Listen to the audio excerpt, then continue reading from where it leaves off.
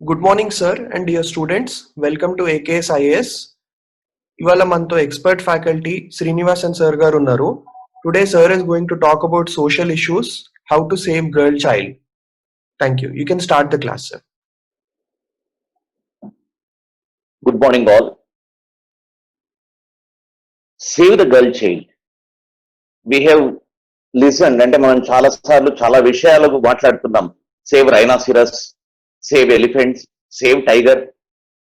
అట్లా save the girl child అనుకోవడం అంత దురదృష్టకరమైన విషయం, అనుకోవడం అంత ఒక ఇన్హ్యూమన్ విషయం మనకు ఇంకొకటి లేదు. ఎందుకంటే బీయింగ్ హ్యూమన్స్ అట్లంటే జంతువులను మనం ఏదో చేసేయాలని కాదు, కానీ మనం మానవులమై ఉండి మనలో సగభాగమైన స్త్రీలు లేకపోతే అమ్మాయిలు లేకపోతే ఒక ఫిమేల్ జెండర్ ని కాపాడుకోవడానికి ఒక slogan save the girl child అని రావడం, లేకపోతే సేవ్ ద గర్ల్ చైల్డ్ అని మనం దాని మీద ఉద్యమాన్ని తీసుకొని రావాల్సిన పరిస్థితి రావడం, this is the most tragic thing of human life. ఎందుకు అంటే గర్ల్స్ ఆర్ ఉమెన్, వీళ్ళు half of the sky, half of the world. ఈ ఆకాశంలో సగభాగం, ఈ భూమి మీద సగభాగం. ప్రపంచ చరిత్రలో స్త్రీ లేనిది మనుగడ లేదు అని చాలా మాట్లాడుకుంటాం. మన రిలీజియస్ టెక్స్ట్ లేకపోతే మన మాట్లాడుకునే చాలా విషయాల్లో కూడా ఉమెన్ కు గౌరవం ఇచ్చే పరిస్థితి మాత్రం చాలా రకాలుగా మనం ఎక్కడైతే స్త్రీలు పూజింపబడతారో అక్కడ దేవతలు ఉంటారో ఇట్లాంటివి చాలా మాట్లాడతాం. అయినా స్త్రీ పరిస్థితి ఎందుకు ఇంత కఠినంగా ఉంది, ఇంత ఘోరంగా ఉంది, ఇంత దయనీయంగా ఉంది అనే విషయాన్ని మనం అర్థం చేసుకోవాలి. ఈరోజు మన topic save the girl child. ఈ సేవ్ ద గర్ల్ చైల్డ్ అంటే ఆడపిల్లను రక్షించుకుందాం, ఆడపిల్లను కాపాడుకుందాం అనే అంశంలో మనం చూడాల్సింది ఇది బ్రాడ్ గా స్త్రీల మీద జరుగుతున్న హింసలో భాగంగా చూడాలి. We call it as violence against women. అంటే స్త్రీలకు వ్యతిరేకంగా స్త్రీల పైన జరిగే హింసలో భాగంగా ఈ ఆడపిల్లల్ని చంపేయటం, ఆడపిల్లలు పుట్టకూడదనుకోవటం, పుట్టిన తర్వాత వాళ్ళను వివక్షకు గురి చేయటం, పుట్టిన తర్వాత పెరుగుతున్న క్రమంలో వాళ్లకు రకరకాల ఇన్స్టిట్యూషనలైజ్డ్ పద్ధతుల్లో వాళ్ళను దోపిడీకి గురి చేయడం, అసమానతలకు గురి చేయటం ఇది జరుగుతుంది. కాబట్టి మనం ఈ మొత్తం అంశాన్ని వైలెన్స్ అగైన్స్ట్ ఉమెన్ గా అర్థం చేసుకోవాలి. దీనికి రీజన్స్ ఏమిటి, మన సొసైటల్ రీజన్స్ ఏమిటి, ఇన్స్టిట్యూషన్ లో ఏ రకమైన భావాలు పాతుకొని పోయినాయి, ఇవంతా మనం పరిశీలిద్దాం. అయితే మొట్టమొదటిగా మనం ఆలోచించాల్సింది ఏంటంటే ఏపీఎస్సి కానీ, టీఎస్పీఎస్సి కానీ, యూపీఎస్సి కానీ, ఇంకా ఏ ఎగ్జామినేషన్ లో అయినా సరే సోషల్ ఇష్యూస్ యొక్క ఇంపార్టెన్స్ ఏంది. సిన్స్ మై లెక్చర్ సిరీస్ లో భాగంగా సోషల్ ఇష్యూస్ లో ఇది మొదటి లెక్చర్ కాబట్టి సోషల్ ఇష్యూస్ అనేది మనకు రెండు సందర్భాల్లో స్పష్టంగా కనిపిస్తుంది. ఒకటి జనరల్ ఎస్ఏ ఎగ్జామినేషన్ లో జనరల్ ఎస్ఏ పేపర్ లో మీకు సోషల్ ఇష్యూస్ తప్పనిసరిగా ఉంటుంది. ఆ సోషల్ ఇష్యూస్ లో గర్ల్ చైల్డ్ చాలా కీలకమైన అంశం, చాలా ముఖ్యమైన అంశం. కాబట్టి దాని గురించిన మొత్తం డీటెయిల్స్, దాని గురించిన అనాలిసిస్, సమగ్రమైన విశ్లేషణ, దాని గురించిన గణాంకాలు, దాని గురించిన సొల్యూషన్స్ ఇవంతా మనం తెలుసుకుని ఉండాలి. అంతేకాకుండా ఈ సోషల్ ఇష్యూస్ లోనే కాకుండా మీకు ఇంకా ఎక్కడైనా ఆబ్జెక్టివ్ టైప్ బిట్స్ లో కానివ్వండి, లేకపోతే మీకు పర్సనాలిటీ డెవలప్మెంట్, పర్సనాలిటీ టెస్ట్ లో కానివ్వండి, ఈ అన్నిట్లో కూడా మనం సమాజాన్ని గురించి చదవాల్సిన అవసరం చాలా ఉంది. సమాజం గురించి ఎందుకు చదవాలి? సమాజం గురించి తెలుసుకోవడం అనేది మానవులుగా, మనుషులుగా, ఈ సమాజంలో భాగంగా ఉన్న వ్యక్తులుగా మన బాధ్యత. సమాజం గురించి మనం తెలుసుకోకుండా ఉద్యోగులం అయిపోతే, సమాజం గురించి తెలుసుకోకుండా ఒక వృత్తిలోకి వెళ్ళిపోతే సమాజం పట్ల కాకుండా మనం జీతం పట్లనో మన పోస్ట్ పట్లనో బాధ్యతగా ఉంటాం తప్ప సమాజం పట్ల బాధ్యతగా ఉండం. అందుకే మీరు చూస్తుంటారు సోషల్ ఇష్యూస్ ఇంట్రడ్యూస్ చేస్తున్నాను నేను. ఎందుకు సోషల్ ఇష్యూస్ చదువుకోవాలి కాంపిటేటివ్ ఎగ్జామినేషన్స్ లో? మీకు బెస్ట్ ఐఏఎస్ ఆఫీసర్లు గాను, బెస్ట్ ఆఫీసర్లు గానే ప్రైజ్, ఒక ఏమంటారు గౌరవాన్ని పొందుతున్న కొంతమంది ఆఫీసర్లను చూస్తాం. వాళ్ళు ఏదో ఒక అంశాన్ని తీసుకొని ఆ అంశం మీద ఫోకస్ చేసి వాళ్ళు పనిచేస్తున్న ప్రాంతాల్లో పెద్ద ఎత్తున చట్టాన్ని లేకపోతే వాళ్లకు వీలైనన్ని సంస్కరణలు తీసుకొని రావడం జరుగుతుంది. అందుకే వాళ్ళకి అంత పేరు వచ్చింది. ఉదాహరణకు మనం శంకరన్ గారిని తీసుకుంటాం. ఐఏఎస్ గా పనిచేసిన శంకరన్ గారు దళిత్ ఇష్యూస్ మీద ఇట్లా చాలా సోషల్ ఇష్యూస్ మీద, పొలిటికల్ ఇష్యూస్ మీద, చివరికి ఆయన నక్సలైట్ ఇష్యూ మీద కూడా పనిచేశారు ఐఏఎస్ అయితుండి. ఈ రకంగా పనిచేయడం ద్వారానే ఈరోజు ఒక మోడల్ ఆఫీసర్లుగా మిగిలారు. అంటే సమాజాన్ని అర్థం చేసుకోకుండా, సమాజాన్ని విశ్లేషించకుండా భారత రాజ్యాంగాన్ని, చట్టాల్ని సమాజంలో వర్తింపజేయడం. సమాజంకి కొన్ని గతి సూత్రాలు ఉంటాయి, చలన సూత్రాలు ఉంటాయి. ఆ చలన సూత్రాల్ని లేకపోతే సమాజంలో ఉన్న విషయాల్ని అర్థం చేసుకోకుండా మీరు అక్కడ ఎట్టి పరిస్థితుల్లో పనిచేయలేరు. పనిచేసిన మీ జీతం కోసం పనిచేస్తున్నట్టుంటుంది తప్ప మంచి ఆఫీసర్లు కాలేరు. మంచి ఆఫీసర్ల కంటే ముందు మనం భారతదేశ పౌరులుగా, మంచి పౌరులుగా ఉండాల్సిన అవసరం. కాబట్టి మనం సమాజ శాస్త్రాల్లో సంబంధించిన ఈ అంశాలన్నింటి మనం చదువుతున్నాం. సోషల్ ఇష్యూస్ చదువుకుంటాం. అది ఏపీఎస్సి కావచ్చు, టీఎస్పీఎస్సి కావచ్చు, యూపీఎస్సి కావచ్చు. సోషల్ ఇష్యూస్ లో ఎవరికైతే పట్టుంటుందో వాళ్లకు జనరల్ ఎస్సే కానీ, జనరల్ స్టడీస్ పేపర్ కానీ చాలా ఈజీగా ఉంటుంది. ఒకసారి సివిల్ సర్వీసెస్ లో అడిగారు, what are gender stereotypes? Gender stereotypes మీద సివిల్ సర్వీసెస్ లో మెయిన్స్ లో వచ్చిన క్వశ్చన్ అది, జెండర్ స్టీరియోటైప్స్. తర్వాత గ్లోబలైజేషన్ లో ఉమెన్స్ ఎమాన్సిపేషన్ సాధ్యమైందా, గ్లోబలైజేషన్ ఉమెన్స్ లైఫ్స్ ని ఏ రకంగా మార్చింది, ఈ రకమైన అంశాలతో కూడా మీకు జిఎస్ లో వస్తుంటాయి.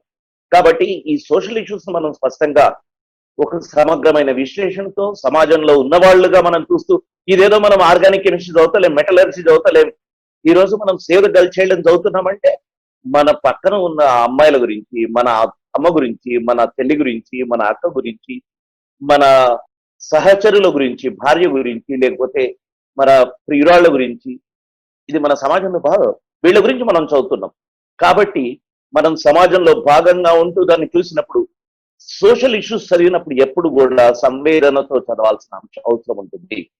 సంవేదనది లేకపోతే మీకు మెకానికల్ గా చదువుతారు, చట్టాలని నంబర్లు గుర్తుపెట్టుకుంటారు, గణాంకాలు నంబర్లు గుర్తుంటాయి, ఇవంతా నంబర్లుగా మిగిలిపోతాయి తప్ప ఒక ఇష్యూగా, ఒక ముఖ్యమైన అంశంగా, సామాజిక అంశంగా, సమస్యను పరిష్కరించాల్సిన అంశంగా మీకు అర్థం కాదు. కాబట్టి సామాజిక అంశాలు ఏదైతే ఉన్నాయో, సోషల్ ఇష్యూస్ అంటున్నామో, వాటిని చదువుతున్నప్పుడు సంవేదన అవసరం, సమగ్రమైన విశ్లేషణ అవసరం, ఇప్పటి వరకు ఆలోచిస్తున్న పద్ధతిలో కాకుండా ఇంకో కొత్త పద్ధతిలో ఆలోచిద్దామన్న ప్రయత్నం అవసరం. దీంతో నేను టాపిక్ వెళ్తున్నాను. వయలెన్స్ అగేన్స్ట్ ఉమెన్ అన్నాను అంటే స్త్రీల పైన జరుగుతున్న హింస. ఈ స్త్రీల పైన జరుగుతున్న హింసకు ఒక నిర్వచనాన్ని 1993లో UN declaration on the elimination of violence against women అనే సందర్భంలో ఒక డెఫినేషన్ ఇచ్చారు, ఒక నిర్వచనాన్ని ఇచ్చారు. UN declaration on the elimination of violence against women 1993 December 20th. I'll read out.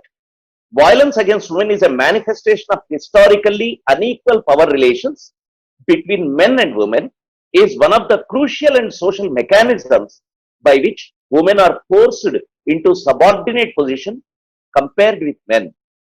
అంటే పురుషులతో పోలిస్తే స్త్రీలు ద్వితీయ స్థానానికి నెట్టివేయబడుతున్నారు, ద్వితీయ స్థానంలో ఉన్నారు. వాళ్ళని ద్వితీయ స్థానంగా, వాళ్ళను సెకండ్ రేట్ సిటిజన్స్ గా పరిగణిస్తున్నాం, వాళ్ళు తక్కువ స్థాయి మనుషులుగా చూస్తున్నాం. దానికి కారణం ఏమిటి? Historically unequal power relations between men and women.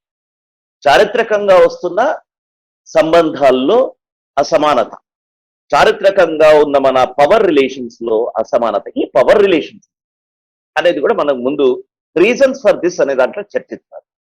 తర్వాత యునైటెడ్ నేషన్స్ రిపోర్టెడ్ 2006లో ఏమని అంటే, యూనిఫెమ్ అంటే ఫెమినిస్ట్ ఫండ్ అని ఉంటుంది, యునైటెడ్ నేషన్స్ వాళ్ళ సంస్థ. ఆ యూనిఫెమ్ దాంట్లో ప్రాబ్లమ్ ఆఫ్ పాండమిక్ ప్రపోర్షన్స్ గా వర్ణించింది దీన్ని, స్త్రీలపై జరుగుతున్న హింసను. పాండమిక్ ప్రపోర్షన్స్, పాండమిక్ అనే పదం మనకి ఈరోజు అర్థమైపోయింది. ఇంతకుముందు పాండమిక్ అనేది ఎవరికి తెలియకపోవచ్చు, కానీ కరోనా వచ్చిన తర్వాత పాండమిక్ అన్న పదం మనకు చాలా సులభమైన పదంగా, మనం రోజు వాడుతున్న పదంగా అర్థమైంది. కాబట్టి స్త్రీల పైన జరుగుతున్న హింస పాండమిక్ ప్రపోర్షన్స్ అన్నారు. అంటే ఏంటి? ఇది యూనివర్సల్. ఈ సమస్య ప్రపంచవ్యాప్తంగా, విశ్వవ్యాప్తమైన సమస్య. అది ఒక దేశము ఇంకొక దేశానికి సంబంధించిన సమస్య కాదు. మొత్తం ఈ భూప్రపంచం నిండా స్త్రీలు రెండవ జాతి పౌరులుగా, సెకండరీ సిటిజన్స్ గా, సెకండ్ గ్రేడ్ సిటిజన్స్ గా పరిగణింపబడుతున్న వాళ్లే. ఎందుకు అంటే వాళ్ళ మధ్య మెన్ కు ఉమెన్ కు మధ్యలో ఉన్న పవర్ రిలేషన్స్ ఆ రకంగా ఉన్నాయి కాబట్టి. సరే, మళ్ళీ గర్ల్ చైల్డ్ టాపిక్ పోయే ముందు ఇంకొన్ని జనరలైజేషన్స్ ఉమెన్ ఇష్యూ గురించి చెప్పబోతు ఇంకొక విషయం. స్త్రీలు వాళ్ళు ఏ కులానికి సంబంధించి కావచ్చు, ఏ మతానికి సంబంధించి కావచ్చు, ఏ వర్గానికి సంబంధించి కావచ్చు, వాళ్ళు పురుషుల కంటే ఎక్కువ భారాన్ని, ఎక్కువ అణచివేతకు గురవుతారు. ఎందుకు? We call it as double burden. ఎందుకు అంటే వాళ్ళు ఉదాహరణకు ఒక కుల వివక్ష గురైతున్న పురుషుడిని తీసుకుంటే ఆ పురుషుడికి ఒక కుల వివక్ష ఉంటుంది, కానీ ఆ కులంలో పుట్టిన స్త్రీకి కుల వివక్షతో పాటు స్త్రీగా పుట్టినందుకు పితృస్వామిక వివక్ష ఉంది, ప్యాట్రియార్కల్ డిస్క్రిమినేషన్ ఉంది, ప్యాట్రియార్కీ వల్ల వస్తున్న డిస్క్రిమినేషన్. కాబట్టి స్త్రీలకు ఉన్నది అది ఏ వర్గానికైనా, ఏ కులానికైనా, ఏ మతానికైనా, ఏ ప్రాంతానికైనా, ఏ జాతికైనా ఉన్నప్పటికీ వాళ్లకు ఈ డబుల్ బర్డన్ అనేది అనుభవించడం అనేది ఒక పెద్ద ముఖ్యమైన అంశం. కాబట్టి స్త్రీల సమస్య అనేది విశ్వవ్యాపితం. ఈ భూప్రపంచం మీద సగం మంది స్త్రీలకు, సగం మంది జనాభాకు సంబంధించిన అంశం. దీన్ని మనం దృష్టిలో పెట్టుకుంటే ఇది ఎంత పెద్ద ఇష్యూనో మనకు అర్థమవుతుంది. స్త్రీలపై హింస అనేది, లేకపోతే జెండర్ ఇష్యూ అనేది, లైక్ జెండర్ సెన్సిటివిటీ అనేది, ఇదంతా కూడా యూనివర్సల్ అప్లికేషన్ లో ఉన్న విషయం. ఇక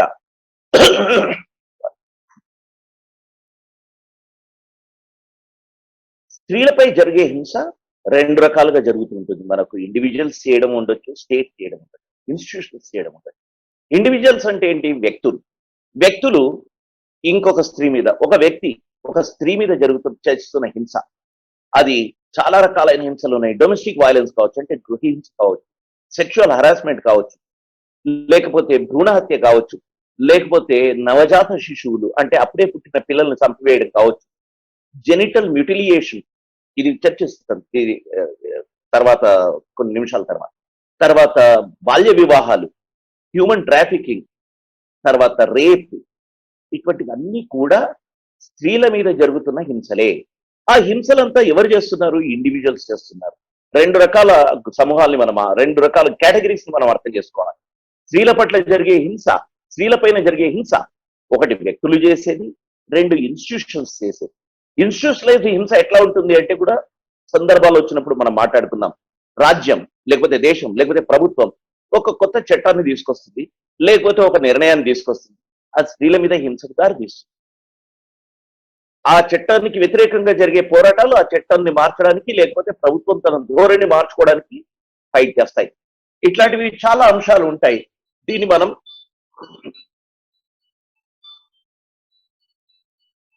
మనం అర్థం చేసుకోవాల్సి ఉంటుంది. కాబట్టి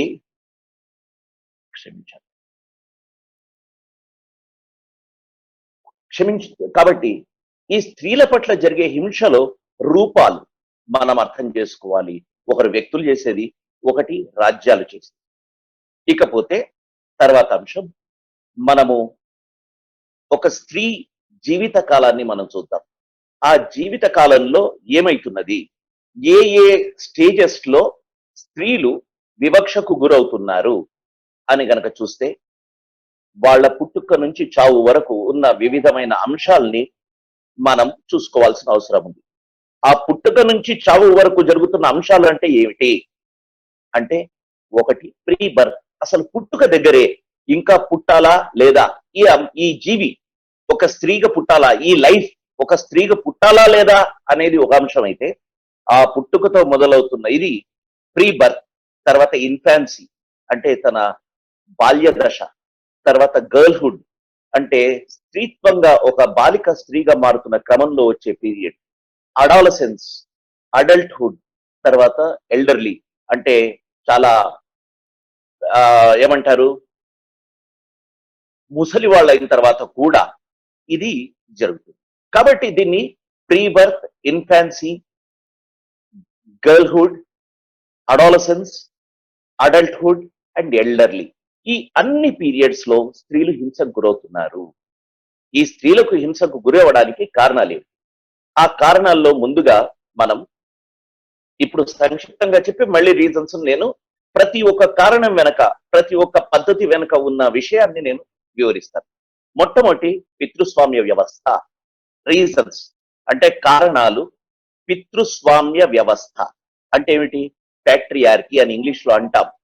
ప్యాట్రియార్కీ అంటే ఏమిటి అంటే పితృస్వామ్యంలో మగవాడు అంటే పురుషుడు సమాజంలో మేజర్ రోల్ ప్లే చేస్తుంటాడు. మేజర్ కాదు, ద మెయిన్ రోల్ ప్లే చేస్తుంటాడు. ఆస్తి మీద హక్కు పురుషుడికి ఉంటుంది. సమాజంలో యజమానిగా గుర్తింపబడేది పురుషుడు. ఆస్తి సంబంధాలు, మా డబ్బు సంబంధాలు, లేకపోతే ఆస్తి, ఇవన్నీ కూడా పురుషుడి చేతిలో ఉంటాయి. దానివల్ల ఏమవుతున్నది, స్త్రీ కూడా ఆస్తిగా పరిగణింపబడుతున్నది. అందుకే చూడండి, చాలా చాలా సార్లు, ఇప్పుడు కాకపోతే ఒక 200 ఏళ్ళు 300 ఏళ్ళు 50 ఏళ్ల వరకు క్రితం వరకు చూస్తున్నాం, భర్తల్ని మా యజమాని అని సంబోధించే కాలం ఉండింది. భర్త భార్యకు యజమాని అంటే ఎవరు? He is the possessor of that woman. ఈ ప్యాట్రియార్కి రకరకాల రూపాల్లో వస్తుంది. ప్యాట్రియార్కి ఎందుకు వచ్చింది అనేది ఇంకొక పెద్ద క్లాస్. అసలు పితృస్వామ్యానికి ఉన్న రూట్స్ ఏమిటి, పితృస్వామ్యం చరిత్రలో ఏ రకంగా వచ్చింది, ఆదిమ సమూహాల్లోంచి మొదలు పెడితే పితృస్వామ్యం రావడానికి ఏ ఏ కారణాలు తోడైనాయి, ఈ పితృస్వామ్యం రావటానికి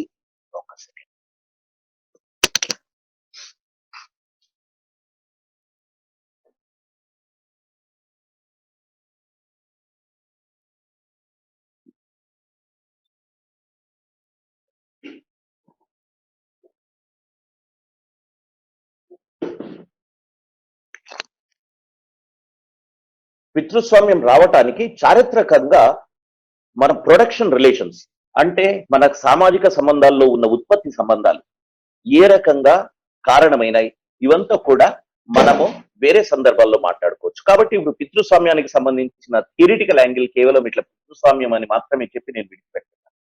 ఇక రెండవది ఆర్థిక అంశాలు. మన సమాజంలో ఉన్న సామాజిక సంబంధాల్లో ఆర్థిక అంశాలు చాలా ముఖ్యమైనవి. ఆర్థికంగా స్త్రీ పుట్టడం అనేది కుటుంబానికి లేకపోతే ఆ సమూహానికి నష్టం అనిపిస్తే స్త్రీని వద్దని కోరుకోవడం అనేది జరుగుతుంది. ఇక సామాజికమైన అంశాలు. సామాజికమైన అంశాలు ఏంటి? మన రిలీజియన్ సాంస్కృతిక సంబంధించింది, మన పురాణాలు, లేకపోతే మన మతాలు, మత విశ్వాసాలు, లేకపోతే మన సమాజంలో ఉన్న తప్పుడు కట్టుబాట్లు, ఈ అన్ని కూడా స్త్రీలు వివక్షకు గురి కావడానికి, ఒక ఆడపిల్ల పుట్టకుండా ఉండడానికి కారణమవుతున్నాయి. ఒక్కొక్క అంశం మాట్లాడినప్పుడు ఏ రకంగా అది మేనిఫెస్ట్ అవుతుందో, ఏ రకంగా ప్రతిబింబిస్తుందో నేను మాట్లాడతాను. ఇక ఇన్స్టిట్యూషనల్ ఇన్ఫ్లుయెన్స్ అంటే ఎక్కడైతే రాజ్యం, ఎక్కడైతే ప్రభుత్వం చాలా స్త్రీల పట్ల దయ లేకుండా, స్త్రీల పట్ల ఒక వివక్షకు జరిగే పాలసీస్ చేస్తుంటుందో, ఆ సొసైటీలో కూడా స్త్రీలు పుట్టడానికి మొట్టమొదట స్త్రీలు పుట్టకూడదని కోరుకోవడానికి పరిస్థితి ఏర్పడుతున్నాయి. సో ఇన్ని రకాలైన అంశాలని మనం ఆలోచిస్తే, ఈ రీజన్స్ అంతా తీసుకుంటే, ఒక్కొక్క ఇష్యూ మనం సేవ్ ద గర్ల్ చైల్డ్ లో మాట్లాడుకుంటాం. అన్నిటికంటే ముందు నేను ఒక చిన్న సరదా అంటే సరదా కాదు, ఒక దుర్మార్గమైన ఒక మన సమాజంలో ఉన్న విషయాల్లో కొన్ని మాట్లాడబోతున్నాను. కొన్ని రాష్ట్రాల్లో, ఉదాహరణకు నార్త్ ఇండియాలో ఆడపిల్లలు పుడితే ఆడపిల్లకు ఏం పేరు పెడతారంటే బతేరి. హర్యానాలో బతేరి అంటే దాంట్లో ఇంకా చాలు నువ్వు పుట్టకు అంటే ఇంకా ఆడపిల్లలు వద్దు అని చెప్పడానికి వాళ్ళ పేరే బతేరి. వాళ్ళు జీవితాంతం ఆ బతేరి అనే పేరును మోసుకొని తిరుగుతుంటారు. ఆ పాప పేరు ఏమిటి అంటే బతేరి. ఆమె ఏజ్ వచ్చిన తర్వాత కూడా ఆమె బతేరి అవుతుంది. అంటే ఏమని అర్థం? ఇంకా చాలు, ఆ పిల్లలు వద్దు, ఇది బతేరి. తర్వాత ఒక డాక్యుమెంటరీ 2012లో వచ్చింది. ఆ డాక్యుమెంటరీ టైటిల్ ఏంటంటే it's a girl, the 3 deadliest words in the world. It's a girl, అమ్మాయి పుట్టింది అనేది 3 పదాలు. ఇది ప్రపంచంలో చాలా ఘోరమైన 3 పదాలు. డెడ్లియెస్ట్ వర్డ్స్, చాలా భయానకమైన పదాలు అనే ఒక డాక్యుమెంటరీ వచ్చింది గర్ల్ చైల్డ్ ఇష్యూ మీద. చూడండి ఎంత ఘోరంగా విషయం. అంటే మనం ఏం మాట్లాడుకుంటున్నాం? మనతో పాటు అసలు స్త్రీగా పుట్టడమా, పురుషుడిగా పుట్టడమా, ఒక ఆడపిల్లగా పుట్టడమా, మగపిల్లవాడిగా పుట్టడమా మన చేతుల్లో లేదు. అయినప్పటికీ ఆడపిల్లగా పుట్టడం అనేది ఒక శాపంగా మారుతున్న సమాజంలో ఇట్లాంటి టైటిల్స్ డాక్యుమెంటరీస్ తీసి మన మధ్య కొన్ని ఏమంటారు, మన కళ్ళు తెరిపించడానికి జరుగుతున్న ప్రయత్నాల్లో భాగంగా ఇది చెప్పింది. It's a girl, the 3 deadliest words in the world. నేను గర్ల్ చైల్డ్ ఇష్యూ మీద ఒక డాక్యుమెంటరీ తీశాను. దాని పేరు ట్వింకిల్ ట్వింకిల్ మిస్సింగ్ స్టార్స్. చిన్నపిల్లలు twinkle twinkle little stars, but what I felt, నేను అనుకున్నది ఏంటంటే, నేను చేసిన డాక్యుమెంటరీ, యూనిసెఫ్ అవార్డు వచ్చిన documentary, twinkle twinkle missing stars, they are the missing stars. స్త్రీలు లేకపోతే అమ్మాయిలు, they are the missing stars in our world. Missing stars ఎందుకంటున్నాం అంటే, వాళ్ళు పుట్టకుండానే మాయమవుతున్నారు, పుడుతూనే మాయమైపోతున్నారు, పుట్టిన తర్వాత కొన్ని ఏళ్ల లోపలే మాయమైపోతున్నారు మాల్న్యూట్రిషన్ వల్ల. ఆ తర్వాత సమాజంలో ఒక ఉనికి లేకుండా మాయమైపోతున్నారు. So these are the missing stars in our society. అసలు వీళ్ళు మిస్సింగ్ అనడానికి మన గణాంకాలు కావాలి. అసలు నిజంగా మిస్సింగ్ అని మనం అంటున్నాము, అది నిజమా? మన గణాంకాలు దీన్ని స్పష్టం చేస్తున్నాయి. మన సమాజంలో జరుగుతున్న సంఘటనలు దాన్ని రుజువు చేస్తున్నాయి. గణాంకాల కంటే ముందు సమాజంలో సంఘటనలకు పోతాం.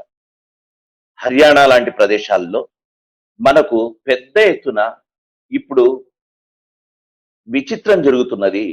అక్కడ పెళ్లి చేసుకోవడానికి అమ్మాయిలు లేరు. పెళ్లి చేసుకోవడానికి అమ్మాయిల కోసం వేరే వేరే రాష్ట్రాలకు వెళ్ళిపోయి అక్కడి నుంచి అమ్మాయిల్ని 10,000కు, 20,000కు, 30,000కు కొనుక్కొని తెచ్చుకుంటున్నారు. దాంతో అక్కడ వాళ్ళకి ఫస్ట్ టైం అర్థమవుతున్నది ఏంటంటే, ఓహో పెళ్లి చేసుకోవడానికి అమ్మాయిలు లేరా అంటే ఇప్పుడు స్త్రీలు మాయమైపోయారని అర్థమైంది ఏ కాలానికి? పెళ్లి చేసుకోవడానికి ఒక స్త్రీ లేకపోయినందుకు అర్థమైంది. ఇది ఎంత బాధాకరమైన విషయం. ఒక స్త్రీ ఎవరికో పెళ్ళాం కావడానికో, ఎవరికో ఇంట్లో చాకరీ చేయడానికో పుట్టాల్సిన అవసరం లేదు. ఒక స్త్రీగా పుట్టాలి, ఒక అమ్మాయిగా పుట్టగలగాలి. ఒక జీవి ఒక స్త్రీలింగాన్ని తీసుకొని పుట్టగలిగే అంశము ఒక హక్కుకు సంబంధించింది. కానీ హర్యానా లాంటి ప్రదేశాలు, లేకపోతే కొన్ని ఉత్తర భారతదేశంలో కొన్ని ప్రాంతాల్లో బయట నుంచి బ్రైడ్స్ ను కొనుక్కొని వస్తున్నారే, అక్కడ పెళ్ళాలు లేకపోవడం, భార్యలు లేకపోవడం వల్ల ఈ రోజు లింగ వివక్ష అనేది అర్థమయ్యే పరిస్థితిలో మనం ఉన్నామంటే ఎంత బాధాకరమైన విషయాల్లో మనం ఉన్నామా? సెక్స్ రేషియో అని మనం మాట్లాడుతుంటాం. సెక్స్ రేషియో ఎట్ బర్త్ అంటే పుట్టినప్పుడు ఎంతమంది, ప్రతి ఏటా ఎంతమంది మగపిల్లలు పుడుతున్నారు, ఎంతమంది ఆడపిల్లలు పుడుతున్నారు అనేది మనం చూడాలి. ఆడపిల్లలు ఎంతమంది పుడుతున్నారు, మగపిల్లలు ఎంతమంది పుడుతున్నారు అనే గణాంకాలు తీస్తున్న దాన్ని మనం సెక్స్ రేషియో అంటున్నాం. సెక్స్ రేషియో ఎట్ బర్త్ మనకు 2011 స్టాటిస్టిక్స్ వచ్చింది. 943 ఫిమేల్స్ పర్ 1000 మేల్స్ అనేది ఒక స్టాటిస్టిక్స్. ఆ తర్వాత కాలంలో శాంపుల్ టెస్టింగ్ ద్వారా, శాంపుల్ టేకింగ్ ద్వారా వేరే వేరే రాష్ట్రాల్లో శాంపుల్ స్టడీ చేసి ఒక డేటా తీసుకొచ్చింది నీతి ఆయోగ్. 2013, 2015 మధ్య కాలంలో సెక్స్ రేషియో ఎట్ బర్త్ ఇండియాలో ఉన్న స్టేట్స్ లో చూస్తే హర్యానాలో 831 per 1000, అంటే 1000 మంది బాలులకు 831 మంది బాలికలు. Uttarakhand 844 per 1000, Gujarat 854 per 1000, India average 900 per 1000. మనం 2011 స్టాటిస్టిక్స్ లో అంతకు ముందు 2001 స్టాటిస్టిక్స్ కి కొద్ది ఇంప్రూవ్మెంట్ చూసాం. కానీ మళ్ళీ 2011 స్టాటిస్టిక్స్ తర్వాత శాంపుల్ రేషియో ప్రకారం చూస్తే ఈ సెక్స్ రేషియో అనేది నీతి ఆయోగ్ సైట్ లో మనం తీసుకుంటే ఇది ఒక వరీసమ్ ఆస్పెక్ట్. బెస్ట్ స్టేట్స్ ఏమిటి అంటే 967 females per 1000 males in Kerala, Chhattisgarh 961. చూడండి, ఛత్తీస్గఢ్ ఒక tribal state, predominantly tribal state. Tribals లో ఈ ఆచారం లేదు. ఏం ఆచారం? ఆడపిల్లల్ని చంపేసే ఆచారం. అందుకే ఆడపిల్లలు కనీసం బతకగలుగుతున్నారు. అక్కడ ఆడపిల్లలు చచ్చిపోతున్న కారణాలు వేరే ఉన్నాయి. ఉదాహరణకు అక్కడ మాల్ న్యూట్రిషన్ తో చనిపోవచ్చు. కానీ పిల్లలు పుట్టకూడదని టెస్టులు చేయించి గర్భంలో ఉన్న గర్భ విచ్చిత్తి చేయడం ద్వారా చంపడం లాంటివి ఛత్తీస్గఢ్ లో లేవు. కానీ అదే కేరళ లాంటి ప్రదేశాల్లో కొన్ని ఉద్యమాల మూలంగా, ఎస్పెషల్లీ లెఫ్ట్ ఉద్యమం మూలంగా, స్త్రీ ఉద్యమాల మూలంగా ఒక చైతన్యం రావడం మూలాన కేరళలో బెటర్ పొజిషన్ ఉంది. కానీ అదే మిగతా రాష్ట్రాలు చూడండి, హర్యానాలో ఇంకా ఫ్యూడలిజం కంటిన్యూ అవుతున్న క్రమం, 831 మంది ఆడపిల్లలు. Uttarakhand hill state, backward state, అక్కడ అదే పరిస్థితి. గుజరాత్ ఇండస్ట్రియల్లీ డెవలప్డ్ స్టేట్, భారతదేశానికి గుజరాత్ ఒక మోడల్ అంటామే, ఇక్కడ మోడల్ ని ఏ రకంగా చూడాలో అర్థం చేసుకోండి. ఇది మనకున్న సెక్స్ రేషియో. 2011 సెన్సస్ లో increase in the sex ratio జరిగింది అనేది ఒక డేటా వచ్చింది. దాని ప్రకారము అంతకుముందు 1991 లో 927 నుంచి 2011కి వచ్చేటప్పటికి 933కి పెరిగింది అనేది రాసుకున్నారు. 933, సారీ ఇందాక నేను తప్పు చెప్పాను. 927 to 933 2011 లో పెరిగింది. అంటే 2011 లో 933 ఉన్నది, ఇప్పుడు శాంపుల్ సర్వేలో మనకు 900 గా కనిపిస్తున్నది. అంటే మనం మళ్ళీ 2021 సెన్సస్ తర్వాత ఏ కొత్త బాంబు పేలబోతుందో స్త్రీల పరిస్థితి మీద మనకు అర్థమవుతుంది. ఇక సేవ్ ద గర్ల్ చైల్డ్ అనే అంశంలో అసలు దేని నుంచి సేవ్ చేయాలి వీళ్ళకున్న ఉపద్రవాలు ఏమిటి, ఏ రకాలుగా ఆడపిల్లల్ని పుట్టకుండా చేస్తున్నాం, లేకపోతే ఆడపిల్లల్ని వివక్షకు గురి చేస్తున్నాం అనే విషయాన్ని మనం చర్చిద్దాం.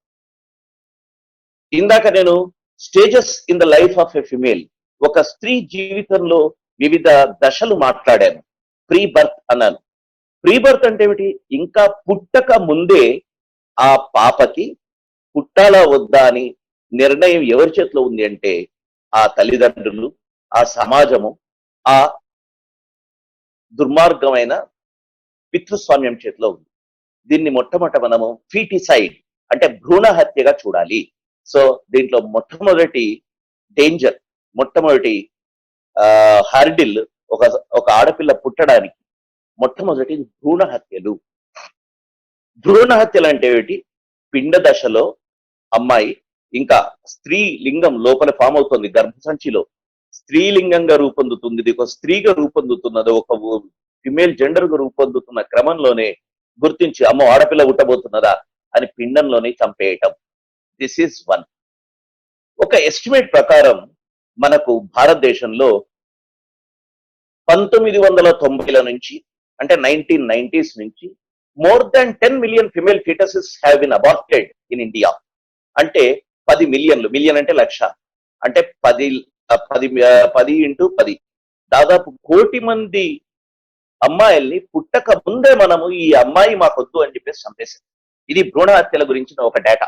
ఇది కూడా నిజానికి పూర్తి డేటా కాదు. ఎందుకంటే ఎవరు సీక్రెట్ గా చేస్తున్నది, ఎస్పెషల్లీ క్రైమ్ అనేది అన్రిపోర్టెడ్ క్రైమ్ చాలా ఎక్కువగా ఉంటుంది. ఈ భ్రూణ హత్యల్లో మనం రిపోర్టెడ్ ఒక ఎస్టిమేట్స్, ఒక జనరలైజేషన్స్, అబార్షన్ క్లినిక్స్ ఎన్ని జరుగుతున్నాయి, వీటిని చూసిన తర్వాత మనం తీసుకున్న డేటా ప్రకారం మీకు 10 మిలియన్ల అంటే 1 కోటి మంది అమ్మాయిల్ని మనం పుట్టకుండా చంపేశాం. తర్వాత 5 లక్షల మంది ఏటా ఈ భ్రూణ హత్యల వల్ల చంపబడుతున్నారు అనేది. 5 లక్షల ఫీటసెస్, ఫిమేల్ ఫీటసెస్, ఆడ పిండాలు పిండ దశలోనే గర్భంలోనే విచ్ఛితి గురవుతున్నాయి. ఇది ఫీటిసైడ్. ఈ ఫీటిసైడ్ చేస్తున్నది ఎవరు? నేను ఇందాక మాట్లాడుతున్నప్పుడు ఆడపిల్ల వద్దు అనుకుంటున్న సమాజం, ఆడపిల్ల కడుపులో ఉన్నప్పుడే ఓహో ఆడపిల్ల మగపిల్ల కనుక్కొని చెయ్యాలి. కానీ లోపల ఉన్నది ఆడపిల్ల మగపిల్ల ఎవరు చెప్తారు? మన మోడర్న్ సైన్స్ వచ్చేసింది దీనికి రెస్క్యూ చేయడానికి. చూడండి, ఎక్కడెక్కడైతే సైన్స్ అనేది మానవ వికాసానికి, భూమి మీద ఉన్న ప్రతి జీవికి మనుగడ కోసం పనిచేయాల్సిన సైన్స్ ను మనము మన పితృస్వామ్యం కోసమో లేకపోతే మనకు కావాల్సిన అంశాల కోసం ఏ రకంగా వాడుకుంటాం అనేది మనం ఇక్కడ చూడండి. దానివల్ల ఏమైతుంది? ఒక అల్ట్రా సౌండ్ మిషన్ వచ్చింది. అల్ట్రాసౌండ్ మిషన్ ఈ పొట్ట మీద గర్భం మీద పెట్టి చూస్తున్నప్పుడు మెల్లగా ఆ పిండము స్త్రీ పిండమా పురుష పిండమా అంటే మేలా ఫిమేలా రూపొందే క్రమాన్ని కూడా టెస్ట్ చేస్తున్నది. ఆ టైంలో తెలిసిపోతున్నది ఆడ మొగ అనేది. ఆడ మొగ తెలిసిన తర్వాత ఇమ్మీడియట్ గా కొన్ని వారాల్లోనే ఇల్లీగల్ గా గర్భవిచ్ఛిత్తి చేసుకోవడం జరిగిపోతున్నది. ఈ గర్భవిచ్ఛిత్తి చేసుకోవడం జరిగిపోతున్న దాంట్లో క్రిమినల్స్ ఎవరు అంటే, ఒకటి పితృస్వామ్యాన్ని మోస్తున్న సమాజం, బ్రాడ్ గా మాట్లాడాలంటే తల్లిదండ్రుల్లో తల్లికి నిజానికి ఆడపిల్ల పుట్టాలా పుట్టకూడదు అనేది తల్లికి ఏమాత్రం రోల్ లేదు. ఎందుకంటే భర్త లేకపోతే ఆ కుటుంబం అనుకోవాలా పిల్ల పుట్టాలా లేదా. తల్లి పుట్టాలి అనుకుంటే పుట్టది, పుట్టకూడదు అంటే పుట్టే పరిస్థితి లేదు. అది ఇంకొక అంశం. స్త్రీల హక్కుల్లో భాగంగా మనము రిప్రొడక్టివ్ రైట్స్ మీద మాట్లాడినప్పుడు దాని గురించి చెప్పుకున్నాం. కానీ ఇక్కడ మాట్లాడితే తల్లిదండ్రులు అంటే పాపం తల్లికి ఆ హక్కే లేదు. తండ్రి అనుకోవచ్చు లేకపోతే కుటుంబం అనుకోవచ్చు, ఆడపిల్ల వద్దు అనుకోవడం ద్వారా గర్భవిచ్ఛి జరిగిపోతున్నది. ఇక ఈ క్రైమ్ లో పర్పిట్రేటర్స్ లో partners in the crime are the doctors or clinics. ఈ క్లినిక్స్ ఏం చేస్తున్నాయంటే, మీకు ఇప్పటికి కూడా హాస్పిటల్స్ కు పోతే లింగ నిర్ధారణ పరీక్షల్లో లింగం చెప్పడం అనేది ఏ స్త్రీనా పురుషుడా పుట్టబోతున్నది అమ్మాయా అబ్బాయా చెప్పడం అనేది క్రైమ్ అని చెప్పేసి బోర్డు రాసుంటుంది. అయినప్పటికీ చాటుమాటుగా ఇల్లీగల్ గా ఇవి జరిగిపోతున్నాయి. ఎట్లా జరుగుతాయంటే చాలా విచిత్రమైన కోడ్ వాడు చెప్పడు. డాక్టర్ ఏం చెప్తాడు? టెస్ట్ చేసిన తర్వాత ఆ గర్భం బానే ఉంది, పిండం బానే పెరుగుతున్నది, లడ్డూలు ఎప్పుడు ఇస్తారు అన్నట్టు అర్థం చేసుకోవాలి మగ పిల్లవాడని. పిండం బానే ఉంది పెరుగుతున్నది అని వెళ్ళిపోతే ఆడపిల్లని అర్థం చేసుకోవాలి. బయటకు వచ్చిన తర్వాత నిర్ణయం తీసుకోవాలి. ఇట్లాంటి కోడ్ లాంగ్వేజ్ మన సొసైటీలో బతుకుతున్నది. దీనికి ఒక పెద్ద దళారీ వ్యవస్థ ఉంటది. ఊళ్ళల్లో చిన్న చిన్న ఆర్ఎంపీ డాక్టర్లు ఉంటారు. వీళ్ళ ద్వారా క్లినిక్లకు పోవడం, ఆ క్లినిక్లు నర్సింగ్ హోమ్ లో తీసుకోవడం, అక్కడ టెస్టులు చేయించడం. ఇండైరెక్ట్ గా మిఠాయి ఎప్పుడు ఇస్తావు అంటే మగపిల్లవాడు ఏం చెప్పకుండా డాక్టర్ టెస్ట్ చేసి వెళ్ళిపోతే ఆడపిల్ల. అప్పుడు నువ్వు నిర్ణయించుకోవాలి. ఇది ఫీటిసైడ్ కథ.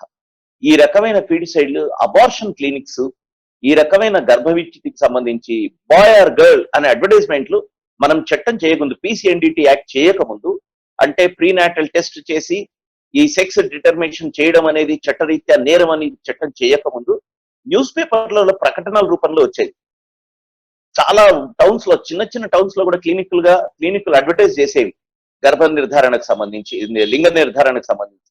ఆ రకంగా చాలా పెద్ద ఎత్తున ఈ లింగ నిర్ధారణ ద్వారా ఫీటిసైడ్ చేయడం అనేది జరిగింది. ఇప్పుడు ఆ చట్టం వచ్చిన తర్వాత ఇంప్లిమెంటేషన్ మీద, లేకపోతే సమాజము, మీడియా, లేకపోతే భయం వల్ల కొంత చాటుగా జరుగుతున్నది. కానీ ఇప్పటికీ కూడా ఈ ఫీటిసైడ్ అనేది జరుగుతూనే ఉన్నది అనేది సోషల్ యాక్టివిస్ట్ కథ. తర్వాత ఇన్ఫాంటిసైడ్. ఇన్ఫాంటిసైడ్ అనే పద్ధతి ఏమిటంటే, ఇది పుట్టిన పిల్లల్ని చంపేయటం, నవజాత శిశువుల హత్య. నవజాత శిశువులు అంటే అప్పుడప్పుడే పుట్టిన పిల్లలు, ఒక నెలలోపు, కొన్ని వారాల లోపున్న పిల్లల్ని చంపేయటం. ఈ ఇన్ఫాంటిసైడ్ ను మన section 315 of Indian penal code ఒక స్పష్టంగా నిర్వచించింది. దాన్ని తన దాంట్లో పెట్టి 0 to 1 year ఏజ్ గ్రూప్ లో పిల్లలు చనిపోతే దాన్ని ఇన్ఫాంటిసైడ్ గా గుర్తిస్తుంది. అంటే చిన్న పిల్లల్ని కావాలని చంపేసే, అంటే ఒక ఒక చిన్న పిల్లల హత్యగా గుర్తించాలి దాన్ని. 0 to 1 years జరిగే హత్య. ఆ ఇన్ఫాంటిసైడ్ లో రకరకాల పద్ధతులు ఉన్నాయి. అసలు ఇంకా 24 hours లోపల, పుట్టిన 24 గంటల్లో చంపేదాన్ని నియోనాటిసైడ్ అంటాం. నియోనాటిసైడ్ అంటే, నియోనాటల్ అంటే నవజాత శిశువులు, అప్పుడే పుట్టిన పిల్లలు నువ్వు చంపేయటం. అసలు పిండ రూపంలో చంపడం ఒకటైతే, పుట్టిన తర్వాత ఇంకా చిన్న పసికందుని చంపటం. చిన్న పసికందుని చంపే పద్ధతులు ఎంత అమానవీయంగా ఉంటాయో చాలా డాక్యుమెంటరీస్ లో వచ్చింది, చాలా సొసైటీ రికార్డ్ చేసింది. చూడండి, పాయిజనింగ్. పంజాబ్ లాంటి ప్రాంతాల్లో, పంజాబ్ లో కూడా సెక్స్ రేషియో చాలా తక్కువ. హర్యానా, పంజాబ్, ఢిల్లీ ఈ సెక్స్ రేషియో తక్కువ ఉన్న రాష్ట్రాలు. రాజస్థాన్, గుజరాత్ ఇవంతా తక్కువ రాష్ట్రాలు. ఇక్కడ పంజాబ్ లో ఒకసారి ఒక సోషల్ యాక్టివిస్ట్ మాట్లాడుతూ, నేను చేసిన డాక్యుమెంటరీలో భాగంగా ఇంటర్వ్యూ చేస్తే, స్త్రీ పిల్లలకు, అప్పుడే పుట్టిన పిల్లలకు పాలివ్వడం కోసం ఏదైతే బ్రెస్ట్ సకింగ్ చేయాల్సి ఉంటుందో, ఆ సమయంలో ఆ బ్రెస్ట్ కు వెలుపలి వైపు చిన్న విషాన్ని పూసుకొని ఉంటుంది. అప్పుడు ఆ పాయిజన్ పిల్లలు సక్ చేసినప్పుడు పాయిజన్ నోట్లోకి వెళ్ళిపోయి చచ్చిపోతారు. అంటే పాలు, నవజాత శిశువులకు పాలు అమృతం, కానీ తల్లి పాల నుంచి పుట్టడానికి, ఎదగడానికి కావాల్సిన విషయాలు కాకుండా విషయాన్ని లోపలికి పంపించి చంపడం అనేది కూడా పంజాబ్ లో ఒక ప్రాక్టీస్ లో వచ్చింది. ఎంత అమానవీయంగా విషయం చూడండి. ఇక రెండో విషయం బ్యాటరింగ్, కొట్టి చంపడం, గొంతు నిలిమి చంపడం. చిన్న పిల్లల్ని అంత పసిగందులు కొట్టి గొంతు నులిమి చంపేందుకు చేతులు వచ్చే సమాజాన్ని మనం ఏమనాలో అర్థం చేసుకోవాలి. తర్వాత ఊపిరాడకుండా చేసి చంపడం. మనకి ఇక్కడ రంగారెడ్డి జిల్లాలో ఒక కేసు ఇట్లే, మనిషి ఆడపిల్ల పుడితే ఇక్కడ గొంతు మీద గడ్డపార పెట్టేస్తారు. ఆ చిన్న పిల్ల గొంతు ఎంత ఉంటుంది, దాని నాళిక ఇక్కడ ఎంత ఉంటుంది, దాని శ్వాసనాళాలు ఎంత ఉంటాయి. ఈ గొంతు మీద గడ్డపార పెడితే ఇట్లా ప్రెస్ అయిపోయి ఒక సెకండ్కి నాకు ఇట్లా ఊపిరాడకుండా పాప చనిపోతుంది. లేకపోతే నోట్లో చాలా ప్రమాదకరమైన వస్తువులు వేయాలి. ప్రమాదకరమైన వస్తువులు ఏంటంటే, నిజానికి జీవాన్ని ఇచ్చే వడ్ల గింజ. ఆ వడ్లు బియ్యంగా మారి మనం తింటాం, కానీ వడ్ల గింజ ఉంటుంది కదా, వడ్ల గింజ నోట్లో వేస్తే అది ఇక్కడ పోయి విండ్ పైప్ ను, చిన్న పిల్లల గొంతు విండ్ పైప్ ను ఇట్లా చీల్చేయడం వల్ల పిల్లలు చచ్చిపోతారు. వడ్ల గింజ, ఇంత చిన్న వడ్ల గింజ కూడా వాళ్ళకు పెద్ద మృత్యుదండంగా మారుతుంది. ఇక తర్వాత ఉమ్మెత్త, ఈ బేషరం చెట్లు ఉంటాయి, ఉమ్మెత్త పాలు పెట్టేయడం. లేకపోతే పుట్టగానే వాళ్ళకు పాలు ఇవ్వకపోవడం, 1 రోజు 2 రోజులు పాలు ఇవ్వకపోతే అరిచి ఏడ్చి సమస్యలు, లోపల ఇంటేక్ లేదు కాబట్టి చచ్చిపోతారు. లేకపోతే డస్ట్బిన్స్ లో పడేయటం, పెంట కుప్పల్లో పడేయటం, లేకపోతే ఏదైనా పబ్లిక్ ప్లేస్ లో విడిచిపెట్టి పోవడం. విశాఖపట్నంలో ఒక 10 ఏళ్ల క్రితం ఒక అమానవీయంగా ఒక చిన్న పిల్ల ఆడపిల్ల పుట్టింది కాబట్టి తీసుకొచ్చి పడేసిపోతే చీమలు తిని ఆ పాప చనిపోయింది. చీమలు పట్టి తిని చనిపోయింది. ఇట్లా మనకు పెంట కుప్పల్లో, చెత్త కుండీల్లో, లేకపోతే పబ్లిక్ ప్లేసెస్ లో ఆడపిల్లల్ని వదిలేసే సమాజంలో మనం బతుకుతున్నామంటే ఎంత దౌర్భాగ్యం. ఇక మాల్ న్యూట్రిషన్, సరే పుట్టినారు, ఈ గర్భ విచ్ఛితి నుంచి కూడా బయటపడి ఆ ప్రమాదాన్ని గట్టెక్కి, ఆ ఫస్ట్ డేంజర్ ని గట్టెక్కి, మళ్ళీ పుట్టిన తర్వాత ఫోర్సిబుల్ గా హత్యకు గురి కాకుండా పెరిగితే గర్ల్ చైల్డ్ కు ఉన్న next danger mall nutrition. Mall nutrition అంటే ఏంటి? పోషకాహారాలని తీసుకోకుండా బాగా రక్తలేమికి కానీ లేకపోతే కావలసిన పోషకాహారం లేకుండా పిల్లలు స్టంటెడ్ గ్రోత్, అంటే గ్రోత్ లేకుండా ఉండడం, వాళ్ళ అవయవాలు పూర్తిగా వికసించకపోవడం, రకరకాల వ్యాధులకు గురి కావడం, ఈ మాల్ న్యూట్రిషన్ ద్వారా కూడా పిల్లలు చచ్చిపోతున్నారు. ఈ మాల్ న్యూట్రిషన్ కు పిల్లలు చనిపోవడం అనేది ఒకటి.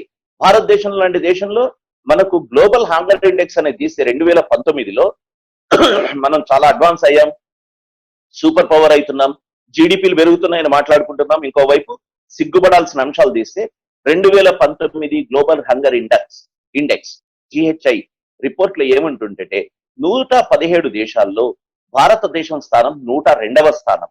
దేంట్లో? Countries with a serious issue of child wasting అంటారు. చైల్డ్ వేస్టింగ్ అంటే పిల్లలు ఎదక్కపోవటం, పిల్లల స్టంటెడ్ గ్రోత్, దీన్ని చైల్డ్ వేస్టింగ్ అనే పదం వాడుతున్నారు. అంటే 2009 global hunger index report ranked India 102nd in 117th place along with Pakistan and Afghanistan. మనం ఎవరితో పోటీ పడుతున్నామో చూడండి. మనం పోటీ పడేది పాకిస్తాన్ తో, ఆఫ్ఘనిస్తాన్ తో, బంగ్లాదేశ్ తో పోటీ పడతాం. నేపాల్ మనకంటే బెటర్ ర్యాంకింగ్ లో ఉంది ఈ విషయంలో. గ్లోబల్ హంగర్ ఇండెక్స్ లో భాగంగా 102వ స్థానంలో ఉంది మన చిన్న పిల్లలు స్టంటెడ్ గ్రోత్ లేకపోతే చైల్డ్ వేస్టింగ్ లో భాగంగా ఉన్న వాళ్ళే. At least 1 in 5 children under the age of 5 years in India are wasted. 5 మందిలో ఒక పిల్లలు, ఒక చిన్న పాప, ఒక చిన్న బాబు ఈ వేస్టింగ్ అంటే ఈ స్టంటెడ్ గ్రోత్, ఈ మాల్ న్యూట్రిషన్ కు బాధితులే. న్యాచురలీ వీళ్ళలో ఉమెన్ చైల్డ్, గర్ల్ చైల్డ్ అనేది డెఫినెట్ గా మోర్ సీరియస్ విక్టిమ్. ఎందుకు? మగ పిల్లల్లో మగ పిల్లలకు ప్రాధాన్యత ఉన్న సమాజం కాబట్టి మనది, ఈ ప్యాట్రియార్కీ ఉన్న సమాజం కాబట్టి మిడిల్ క్లాస్ లో లేకపోతే అర్బన్ ఏరియాస్ లో కొంత అవేర్నెస్ వచ్చి కొంత అమ్మాయిలకు కొద్దిగా ప్రిఫరెన్స్ ఇవ్వచ్చు. కానీ దానికి కూడా వేరే వేరే లక్షణాలు ఉన్నాయి, చెప్తాను. ఈవెన్ అప్పర్ మిడిల్ క్లాస్ ఏరియాల్లో ఇప్పటికీ పీటీ సైడ్ మనకు బాగా డబ్బులున్న ఏరియాలో ఎట్లా జరుగుతుందో కూడా చూపిస్తారు. ఇక్కడ మనకు ఒక మేరకు అర్బన్ సొసైటీస్ లో కొంత వివక్ష తగ్గినట్టు కనిపిస్తున్నప్పటికీ రూరల్ సొసైటీలో ఇప్పటికీ ఆడపిల్లకు వివక్ష ఉంది. చాలా బ్యాక్వర్డ్ ఏరియాస్ లో ఇంకా వివక్ష కొనసాగుతూనే ఉంది. కాబట్టి దీన్ని మనం అర్థం చేసుకుంటే మాల్ న్యూట్రిషన్ కు విక్టిమ్ ఎవరు అంటే మళ్ళీ గర్ల్ చైల్డే. దీనికి డేటా, రకరకాల డేటాస్ ఉన్నాయి కాబట్టి నేను ఆ డేటాస్ లోకి పోవడం లేదు. మనము ఏ విషయాన్నైనా రాయాలనుకున్నప్పుడు ఒకసారి లేటెస్ట్ డేటా, ఎందుకు నేను ఈరోజు లేటెస్ట్ డేటా ఇవ్వట్లేదంటే మనం ఎగ్జామ్స్ చేయడానికి చాలా కొత్త డేటాస్ వస్తుంటాయి కాబట్టి ఆ డేటాని మనం తీసుకుంటాం. కాన్సెప్చువల్ గా మనం దీన్ని అర్థం చేసుకుంటాం. ఇక female child mortality, mall nutrition వల్ల జరిగేది ఏమిటి? మరణాలు. మాల్ న్యూట్రిషన్ వల్ల జరిగే మరణాల్లో సాధారణంగా ఫిమేల్ చైల్డ్ చనిపోవడం జరుగుతున్నాయి ఎక్కువగా. ఎందుకు? మాల్ న్యూట్రిషన్ ఉంటుంది, తర్వాత సరైన వైద్యం అందదు, ఆటోమేటిక్ గా చనిపోవడం. Especially tribal areas, rural areas లో ఇది పెద్ద ఎత్తున జరుగుతుంది. ఇక పెరిగే క్రమంలో గర్ల్ చైల్డ్ కి వస్తున్న విషయం ఏంటంటే గర్ల్ చైల్డ్ ఎడ్యుకేషన్. ఎడ్యుకేషన్ అంటే ఏమిటి? స్కూల్లో పోయి కనీసం చదువుకునే హక్కు స్త్రీలకు ఉండాలి. ఇప్పుడు రకరకాల స్కీమ్ల వల్ల గత 10 ఏళ్లలో మనకు ఒక మార్పు కొంచెం కనిపిస్తున్నది. కానీ ఈ మార్పు ఇంకా పూర్తి కాదు. మిడ్ డే మీల్ స్కీమ్ కావచ్చు, లేకపోతే రకరకాల స్కీమ్లు వచ్చి అమ్మాయిలకు కూడా స్కూల్స్ వేయటం మనకు తెలంగాణలో కానీ, ఆంధ్రాలో కానీ, ఆంధ్రప్రదేశ్లో కానీ చూస్తున్నాం.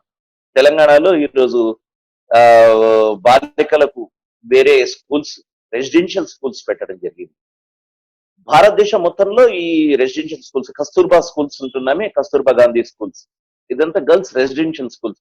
ఇది డెఫినెట్ గా ఒక మేరకు చేంజ్ తీసుకొని వచ్చింది. కానీ ఇప్పటికీ ఈ గర్ల్ చైల్డ్ ఎడ్యుకేషన్ లో మార్పు రావాల్సిన అంశం ఎంతైనా ఉంది. ఇక నెక్స్ట్ అంశం గర్ల్ చైల్డ్ మ్యారేజ్. మ్యారేజ్ విషయానికి వస్తే ఒక్కొక్క స్టేజ్ మనం చూసుకుంటూ వస్తున్నాం. పుట్టాలా వద్దా అనే నిర్ణయం దగ్గర నుంచి మొదలు పెడితే పుట్టిన తర్వాత మాల్ న్యూట్రిషన్. మిడిల్ క్లాస్ లో కూడా చాలా సందర్భాల్లో ఇప్పుడు ఏ రకంగా పరిస్థితి ఉందో కొంచెం మార్పుకు రావచ్చు, కానీ తిండి తినిపిస్తున్నప్పుడు కూడా ఆడపిల్లకు మగపిల్లలకు తినిపించే తిండిలో వ్యత్యాసం ఉండేది. ఇప్పటికీ ఉంటది.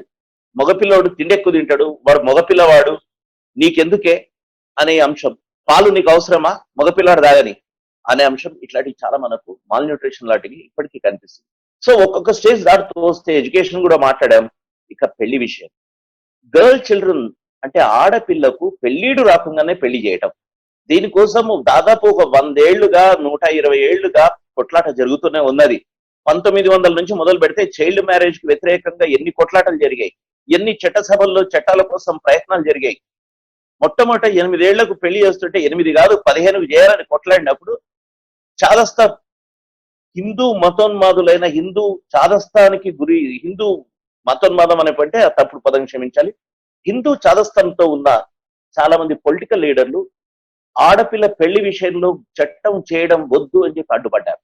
ఎందుకంటే మా హిందువుల విషయం అని చెప్పి అడ్డుపడ్డారు. అప్పటికి చాలా స్ట్రగుల్స్ జరిగి ఆ స్ట్రగుల్స్ లో భాగంగా మనకు ఈ చట్టాలు వచ్చాయి. చివరికి 18 ఏళ్లు ఆడపిల్లకు నిండకుండా పెళ్లి చేయకూడదు అనేది ఒక చట్టం వచ్చింది. ఆ చైల్డ్ మ్యారేజ్ యాక్ట్ వచ్చిన తర్వాత దాని ఇంప్లిమెంటేషన్ విషయానికి వస్తే చాలా ల్యాప్సెస్ జరిగాయి. చైల్డ్ మ్యారేజ్ యాక్ట్ చేసి దానికి ప్రతి గవర్నమెంట్ యాక్ట్ తర్వాత గవర్నమెంట్ డిపార్ట్మెంట్స్ రూల్స్ తయారు చేయాలి. రూల్స్ ఎందుకు చేయాలి అంటే ఇంప్లిమెంటేషన్ కు గైడ్ లైన్స్ గా. యాక్ట్ చేసిండు కానీ రూల్స్ చేయకుండా దాదాపు 5-6 ఏళ్లు రూల్స్ చేయలేదు. ఇంతకుముందు యునైటెడ్ ఆంధ్రప్రదేశ్ ప్రభుత్వంలో లాయర్ ఎంఏ వనజ, తర్వాత ఇందిరా జైసింగ్ నేషనల్ లెవెల్లో వీళ్ళంతా కష్టపడ్డం వల్ల చైల్డ్ మ్యారేజ్ యాక్ట్ లో రూల్స్ చేయడము, ఎంవి ఫౌండేషన్ లాంటి సంస్థలు చైల్డ్ మ్యారేజెస్ కు, మన ఆంధ్రప్రదేశ్ లో ఎంవి ఫౌండేషన్ అనే సంస్థ ఉంది. అది బాలల హక్కులు, బాలికల హక్కుల కోసం ఎంత పోరాడిందో దాన్ని రాసుకుంటే మీకు చూస్తే తెలుస్తుంది. ఎంవి ఫౌండేషన్ కానీ చాలా సంస్థలు ఉన్నాయి. వాటిలో ముఖ్యంగా ఎంవి ఫౌండేషన్, శాంతా సిన్హా గారు, వెంకటరెడ్డి గారు వీళ్ళంతా ఈ బాలికల హక్కుల కోసం ఫైట్ చేసే క్రమంలో చాలా చట్టాలను తీసుకురావడం కోసం ఇంప్లిమెంటేషన్ దిశగా చాలా ప్రయత్నాలు చేశారు. దానిలో భాగంగా చైల్డ్ మ్యారేజ్ రూల్స్ వచ్చాయి. ఈ child marriage, girl child marriage ఎందుకు సీరియస్ అంశం అంటే, ఆడపిల్ల పెళ్లి చేస్తే వేరే ఇంటికి పోవాలి కదా, చదివించే అవసరమే ఉంది. ఎడ్యుకేషన్ కు మ్యారేజ్ కు మళ్ళీ లింక్ ఉంది. చదివిస్తే ఎక్కువ తీసుకురావాలి సంబంధం, కాబట్టి చదివించేది అవసరం లేదు. చదివించకుండా ఇచ్చేస్తే చూసుకుంటే వాళ్ళే చూసుకుంటారు. కాబట్టి girl child marriages rural societies లో పెద్ద ఎత్తున జరుగుతోంది. ఎంత ఘోరంగా జరిగేదంటే ఇది ఒక ఇన్స్టిట్యూషనలైజ్డ్ గా జరిగేది. శ్రీకాళహస్తి ఒక పెద్ద పవిత్రమైన పుణ్యక్షేత్రం. శివరాత్రి రోజు వేల సంఖ్యలో దాదాపు కొన్ని 5 నుంచి 8 వేల మ్యారేజెస్ జరుగుతాయట. సామూహిక వివాహాలు జరిగేవి. ఆ సామూహిక వివాహాల్లో 2000 కనీసం బాల్య వివాహాలే. అంటే 18 ఏళ్లకు లోబడి ఉన్న పిల్లలే, ఆడపిల్లకు 18 నిండకుండా జరుగుతున్న పెళ్లిళ్లే. దీనికి వ్యతిరేకంగా పెద్ద ఎత్తున క్యాంపెయిన్ తీసుకొని జిల్లా యంత్రాంగాన్ని కదిలించి అప్పుడున్న state human rights commission Subhashan Reddy, తర్వాత MV foundation, lawyer MA Vanaja వీళ్ళంతా అక్కడ పబ్లిక్ క్యాంపెయిన్ తీసుకొని దాన్ని చేస్తే అప్పుడు ఆ గుడిలో ఒక చట్టం వచ్చింది, బర్త్ సర్టిఫికేట్ తీసుకురాంది, ఏజ్ ప్రూఫ్ తీసుకురాంది పెళ్లి చెయ్యము అని. ఇట్లా ఇన్స్టిట్యూషనలైజ్డ్ క్రైమ్ ఇది. బాలికల్ని ఎన్మాస్ చిన్నపిల్లల్ని పెళ్లి చేయడం అనేది శివరాత్రి రోజు చేసేది. మన రిలీజియన్ లో కలిసింది, ఒక ఇన్స్టిట్యూషన్ సపోర్ట్ చేసింది. దానికి వ్యతిరేకంగా క్యాంపెయిన్స్ జరగడం వల్ల జరిగింది. మీకు ఒక ఉదాహరణ చూపించాను. ఇంకా ఇట్లాంటివి ఎన్నో ఉదాహరణలు ఉన్నాయి. ఇప్పటికీ ఈ క్యాంపెయిన్స్, ఈ చైల్డ్ మ్యారేజ్ యాక్ట్ వచ్చినందుకు పేపర్స్ అప్పుడప్పుడు చూస్తుంటాం, బాల్య వివాహాన్ని అడ్డుకున్న సంస్థలు అని. అది ఒక నిరంతరంగా పోరాటం జరగడం వల్లే ఈ రోజు 18 ఏళ్ల లోపు పెళ్లిళ్లు మనం ఒక మేరకు ఆపగలిగాం. అయినప్పటికీ ఇప్పటికీ గర్ల్ చైల్డ్ కు ఇది థ్రెట్ గానే మిగిలింది. ఇక నెక్స్ట్ తీస్తే child abuse and trafficking. Child abuse and trafficking లో సెక్షువల్ అబ్యూస్ కు గురయ్యేది పెద్దవాళ్లే కాదు, అడల్ట్సే కాదు, చిల్డ్రన్ కూడా ఉంటారు. ఈ చిల్డ్రన్ కు సంబంధించే మనము పోస్కో యాక్ట్ అనేది ఒకటి వచ్చింది. ఈ పిల్లలు లైంగిక వేధింపులకు, లైంగిక అత్యాచారానికి గురి కావడం అనేది ఈ సొసైటీలో లైంగిక నేరాల్లో భాగంగా జరుగుతున్నది. దీనిలో మేలు ఫిమేల్, బాలికలు బాలురు ఇద్దరు సెక్షువల్ అబ్యూస్ గురవుతున్నా, బాలికల అబ్యూస్ గురవడం అనేది డెఫినెట్ గా ఎక్కువ పర్సెంటేజ్ ఉంటుంది. ఈ బాలికలు 18 ఏళ్లు రాకుండానే పెళ్లిళ్ళు ఎట్లయితే కాకూడదో, బాలికలు 18 ఏళ్లు రాకుండానే వాళ్ళ మీద చేసే నేరాలన్నింటినీ మైనర్ బాలికల మీద చేసే నేరాలుగా పరిగణిస్తూ, జువినైల్స్ మీద చేసే నేరాలుగా పరిగణిస్తూ ఈ లైంగిక నేరాల్ని మనం చూడాలి. ఎస్పెషలీ యంగ్ గర్ల్స్, చాలా అప్పుడప్పుడే అడాల్సెంట్ లోకి వస్తున్న పిల్లలు. ఇప్పుడు ఇప్పుడు క్రైమ్ ఎంత ఘోరంగా జరిగిందో అడాల్సెంటే అవసరం లేదు, ఇన్ఫాంట్ గర్ల్ చైల్డ్ మీద కూడా జరుగుతున్నాయి అత్యాచారాలు. కాబట్టి ఈ నేపథ్యంలో చైల్డ్ అబ్యూస్ అనేది చాలా పెద్ద ఎత్తున జరుగుతుంది. చైల్డ్ ట్రాఫికింగ్ అన్నది, ఈ చైల్డ్ ట్రాఫిక్ అనేది గర్ల్ చైల్డ్ ను ఒక గ్రామాల నుంచి ఎత్తుకొని పోయి మొదలు బిచ్చగాళ్ళుగా చేయడము, లేకపోతే తర్వాత వేశ్యలుగా చేయడము. ఈ ట్రాఫికింగ్ అనేది కూడా గర్ల్ చైల్డ్ మీద జరుగుతున్న దురాచార ఒక అన్యాయాల్లో, ఒక పెద్ద ఎత్తున జరుగుతున్న అన్యాయాల్లో ఇది ఒకటి. దీంట్లో నంబర్స్ చూస్తే ఆశ్చర్యపోతారు. ఇది మనకు కనిపిస్తున్న ప్రపంచంలో అది ఇంకొక ప్రపంచంలా ఉంటది. కొన్ని లక్షల మంది ఆడపిల్లలు ఈ ట్రాఫికింగ్ గురవుతున్నారు ప్రతి ఏటా. ఇది మనకున్న డేటా. ఇక గర్ల్ చైల్డ్ కున్న నెక్స్ట్ పెద్ద ఉపద్రవం, లేకపోతే వాళ్ళ మీద ఉన్న పెద్ద బాంబు సూపర్స్టిషన్స్, మూఢాచారం, మతమౌఢ్యం. మతమౌఢ్యం ఏం చేస్తున్నది? ఆడపిల్లల్ని అన్యాయాలకు గుర్తొస్తుంది. కొన్ని సమాజాల్లో, కొన్ని ప్రాంతాల్లో అమ్మాయిల్ని జోగినిగా, మాతమ్మగా, లేకపోతే దేవదాసి అంటే జోగిని, మాతమ్మ అంటాం. వీళ్ళగా మార్చే క్రమం ఉంది. అంటే ఏం చేస్తారు వీళ్ళు? 8-9 ఏళ్ళప్పుడే వీళ్ళని దేవతకి ఇచ్చి పెళ్లి చేస్తారు. దేవుడికి దేవతకి ఇచ్చి పెళ్లి చేసిన తర్వాత వీళ్ళను మాతమ్మ అంటారు. రాయలసీమ ఏరియాలో మాతమ్మ అంటారు, బార్డర్స్ ఏరియాస్ లో మాతమ్మ అంటారు, జోగిని అంటారు.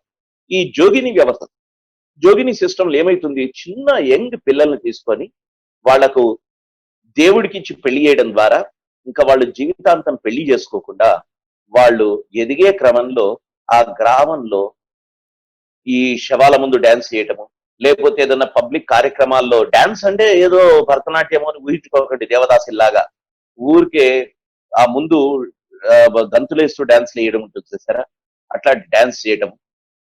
తర్వాత టెంపుల్స్ ముందు మన బోనాలలో ఇట్లాంటి వాటిలో డాన్సులు చేయడము.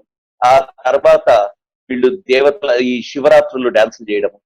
ఇది దేవుడికి సంబంధించి, లేకపోతే మాతమ్మలు అవుతున్న వాళ్ళ గురించి. మాతమ్మ అంటే మాత, అమ్మ. జోగిని యోగిని నుంచి వచ్చింది. కానీ నిజానికి వీళ్ళు ఏమవుతారు అంటే రియల్ సెన్స్ లో ఆ గ్రామంలో ప్రాస్టిట్యూట్స్ గా మిగిలిపోతున్నారు. వీళ్ళకు పిల్లలు పుడతారు, కానీ తండ్రి ఎవరో రాసుకోలేరు. వాళ్ళు జోగినులుగా మిగిలిపోతారు, మాతమ్మలకు మిగిలిపోతారు. తండ్రి రాయలేరు. ఎందుకు? వాళ్ళు వేశ్యావృత్తిలోకి నెట్టివేయబడుతున్నారు. కాబట్టి ఈ బాలికలు ఇది ఎందుకు చెప్పాను? ఇది బాలికలు, ఇది గర్ల్ చైల్డ్ కి సంబంధించిన విషయమే. 9-10 ఏళ్ల క్రమంలోనే వీళ్ళను మాతమ్మలుగా మార్చేస్తారు తీసుకుపోయే దేవతల దగ్గర. కాబట్టి దాన్ని అడ్డుకోవడానికి చట్టాలు వచ్చాయి. దేవదాసి యాక్ట్ కూడా వచ్చింది. యాక్ట్ కూడా చూసుకోండి. ఈ యాక్ట్ ద్వారా నేను డీటెయిల్స్, యాక్ట్స్, డేట్స్ ఇవ్వటం లేదు. అది మనం నోట్స్ లో తయారు చేసుకోవడంలో భాగంగా తీసుకోవాలి. ఎందుకంటే ఇప్పుడు మన పీపీటీ కాదు కాబట్టి ఇచ్చే లెక్చర్ లో కాన్సెప్చువల్ అంశాలను చెప్తున్నాను. సో ఈ చట్టాలు, ఈ జోగిని, మాతమ్మ, దేవదాసులకు వ్యతిరేకంగా వచ్చిన చట్టాలు ఉన్నాయి. ఆ చట్టాలను ఇంప్లిమెంట్ చేయాల్సిన అవసరం ఉంది. అసలు దానికి సామాజికమైన గుర్తింపు ఇవ్వకుండా అది ఒక చట్ట ప్రకారం నేరం అని గుర్తిస్తే చాలా బాగుంటది. ఈ రోజు కూడా ఆన్ స్క్రీన్ క్లాస్ లో చెప్తున్నాను, మనం ఈ రోజు సికింద్రాబాద్ మహంకాళిలో రంగం ఎక్కుతుంది అని స్వర్ణలత, ఆమె ఎవరు అంటే ఆమె ఒక మాతమ్మ, లేకపోతే జోగిని. జోగిని ఆ కుండ ఎక్కి ఫోర్కాస్ట్ చెప్తుంది. ఫోర్కాస్ట్ చెప్తే మంత్రులు హాజరవుతారు, అందరూ హాజరమ్మ. అవునా అమ్మ, వానలు పడతాయా, మమ్మల్ని చల్లగా దూడు చల్లి అంటున్నాం. ఏం చేస్తున్నాం మనం? మాతమ్మ అనే వ్యవస్థకు మనం ఒక అఫీషియల్ గా రికగ్నిషన్ ఇచ్చేస్తున్నాం. ఒకవైపు చట్టం, ఇంకోవైపు మంత్రులు, గవర్నమెంట్ పోయి మాతమ్మ రంగం చెప్తే పోయి వింటున్నాం. దీన్ని ఎవరు అడ్డుకున్నాను? మీరు మంచి ఆఫీసర్లు అయితే దమ్ము ఉంటే అట్లాంటి దగ్గరికి పోయి ఇది మాతమ్మ జోగిని కాదు, మాతమ్మ జోగిని కాదు, ఎవరన్నా రంగం ఎక్కడి చూద్దాం అని చెప్పగలిగితే ఈ మాతమ్మలు కనీసం సొసైటీలో ఇట్లాంటి దురాచారాల నుంచి ఒక్కరు కూడా మిగలకూడదు. ఇప్పుడు మాతమ్మలు అంతమంది లేరు, జోగిన్లు అంతమంది లేరు కొట్టుబడేయకూడదు. ఒక్కొక్క ఊరికి ఒకరున్నా, లేకపోతే మొత్తం క్లస్టర్ కలిపి ఒక 50 మంది ఉన్నా, ఒక 1000 మంది ఉన్నా. మనకి ఇప్పటికీ దేవదాసి వ్యవస్థలో రఘునాథరావు కమిషన్ అని ఏకసభ్య కమిషన్ ను యునైటెడ్ ఆంధ్రప్రదేశ్ గవర్నమెంట్ లో వేసినప్పుడు తెలంగాణలో కొన్ని వేల మంది జోగిన్లు, దేవదాసులను లిస్ట్ అవుట్ చేశారు. ఆంధ్రాలో కూడా అదే పరిస్థితి. అంటే ఇంతమంది దేవదాసులు ఉన్నారు ఇప్పటికీ మన సొసైటీలో. కాబట్టి ఈ వ్యవస్థ కూడా బాలికలకు వ్యతిరేకమైన వ్యవస్థే. Girl child, save girl child లో మాట్లాడుకోవాల్సిన ఆపర్చునిటీ. సరే, వీటన్నిటికీ రీజన్స్ ఏమిటి? ఇన్ని జరుగుతున్న దానికి రీజన్స్ ఏమిటి? ఒకటి ప్యాట్రియార్కీ అన్నారు. ప్యాట్రియార్కీ అంటే పితృస్వామ్యం. సంక్షిప్తంగా మాట్లాడుకోవాలంటే ఆస్తి హక్కు లేకపోతే సంపద మీద హక్కు పురుషుడికి ఉన్నప్పుడు పురుషుడే సంపదకు అధికారిగా మారినప్పుడు స్త్రీలు సెకండరీ అయిపోతారు. వాళ్లకు హక్కు లేదు. అసలు స్త్రీల ఆస్తి హక్కు కోసం కూడా చాలా రోజులు కొట్లాడాల్సి వచ్చింది. కొన్ని రాష్ట్రాలు చట్టం చేసి, ఆంధ్రప్రదేశ్ స్త్రీల ఆస్తి హక్కు గురించి చట్టం చేసి, ఇప్పటికీ స్త్రీలకు ఆస్తి ఇవ్వడం మీద మనకు నసగడాలు ఉంటాయి. అమ్మాయికి వద్దా, పెళ్లి చేసినప్పుడు ఇంత చేసినాం కదా, ఇది చేసినాం కదా, రకరకాల చర్చలు ఉన్నాయి. కాబట్టి ఆస్తి హక్కు, ఈక్వల్ హక్కు అంటే సంపద మీద సమానమైన హక్కులు. శ్రమ మీద హక్కు ఉంది, శ్రమ పడేది స్త్రీ, కానీ సంపద మీద హక్కు మాత్రం పురుషుడికి రావడం అనేది చాలా పెద్ద ఎత్తున తప్పు విషయం. ఈ ఆస్తి హక్కు లేకపోతే వ్యక్తిగత ఆస్తి ఇదంతా వచ్చిన క్రమంలో స్త్రీ, నేను సైంటిఫిక్ గా ఎక్స్ప్లెయిన్ చేయడానికి ఒక పెద్ద క్లాస్ ప్యాట్రియార్కీ అంటే ఏమిటి అనేది, అందుకే నేను సంక్షిప్తంగా వెళ్ళిపోతున్నాను. ఈ పితృస్వామ్యం అనేది ప్రపంచవ్యాప్తంగా వచ్చిన వ్యవస్థ. ఇది సమాజంలో మిగులు అంటే సర్ప్లస్. మనం అగ్రికల్చర్ చేయడం వ్యవసాయం చేయడం మొదలు పెట్టినప్పటి నుంచి, మిగులు రావడం మొదలు పెట్టినప్పటి నుంచి, మిగులు ఆస్తిగా మారుతున్నప్పటి నుంచి, వ్యక్తిగత ఆస్తి వచ్చినప్పటి నుంచి క్రమంగా స్త్రీ పరిస్థితి దిగజారుతూ పోయింది. ఆస్తి రాకముందు ప్రిమిటివ్ సమాజంలో ఇంకా సామూహికంగా అందరూ వేట లేకపోతే పశు పోషణ, వేట ఇట్లాంటివి చేసుకుంటున్న సమూహాలు ఉన్నాయి. ఆ సమూహాల్లో స్త్రీలకు ఒక గుర్తింపు ఉంది, సమానమైన స్టేటస్ ఉంది, ఒక్కొక్కసారి ఎక్కువ స్టేటసే ఉంది. కానీ క్రమంగా మన సివిలైజేషన్ ఎట్లయితే ముందుకు పెరుగుతూ వచ్చిందో వ్యవసాయం, దాంతో పాటు ఈ పితృస్వామ్య వ్యవస్థ అనేది బలీయమైతూ వచ్చింది. ఆ బలీయమైన పితృస్వామ్య వ్యవస్థ మనం 1900 నాటికి చూస్తే భారతదేశం కాంటెక్స్ట్ లో చాలా బలంగా ఉంది. మనకు సతీ, ఫోర్స్డ్ విడోహుడ్ అంటే ఏమిటి? వితంతువు. భర్త చనిపోతే ఇంక వితంతువుగా బతకాల్సిందే. సో ఫోర్స్డ్ విడోహుడ్, సతీ, ఇట్లాంటి దురాచారాలు ఉమెన్ మీద మనకు వచ్చి, అది 1830లలో రాజా రామ్మోహన్ రాయ్ సతీకి వ్యతిరేకంగా చేసే వరకు దాన్ని మాట్లాడారు. సతీ 1990లలో రాజస్థాన్ లో రూప్ కవర్ అనేది పెద్ద ఇష్యూ జరిగింది. సతీ జరిగింది రాజస్థాన్ లో 1990. 1830 రాజా రామ్మోహన్ రాయ్ ఎక్కడ, 1990లో సతీ ఎక్కడ? ఈ ప్యాట్రియార్కీ అనేది రకరకాల రూపాల్లో చట్టాలు చేస్తున్నప్పటికీ కొనసాగుతూనే ఉంది. కాబట్టి ఈ కొనసాగుతున్న ప్యాట్రియార్కీలో ముఖ్యంగా మనం అర్థం చేసుకోవాల్సిందంటే, పితృస్వామ్య వ్యవస్థ అనేది ఆస్తి సంబంధమైన వ్యవస్థ. పితృస్వామ్య వ్యవస్థ అనేది సంపద మీద ఎవరికి అధికారం ఉంటుందనే దాని మీద ఉంది.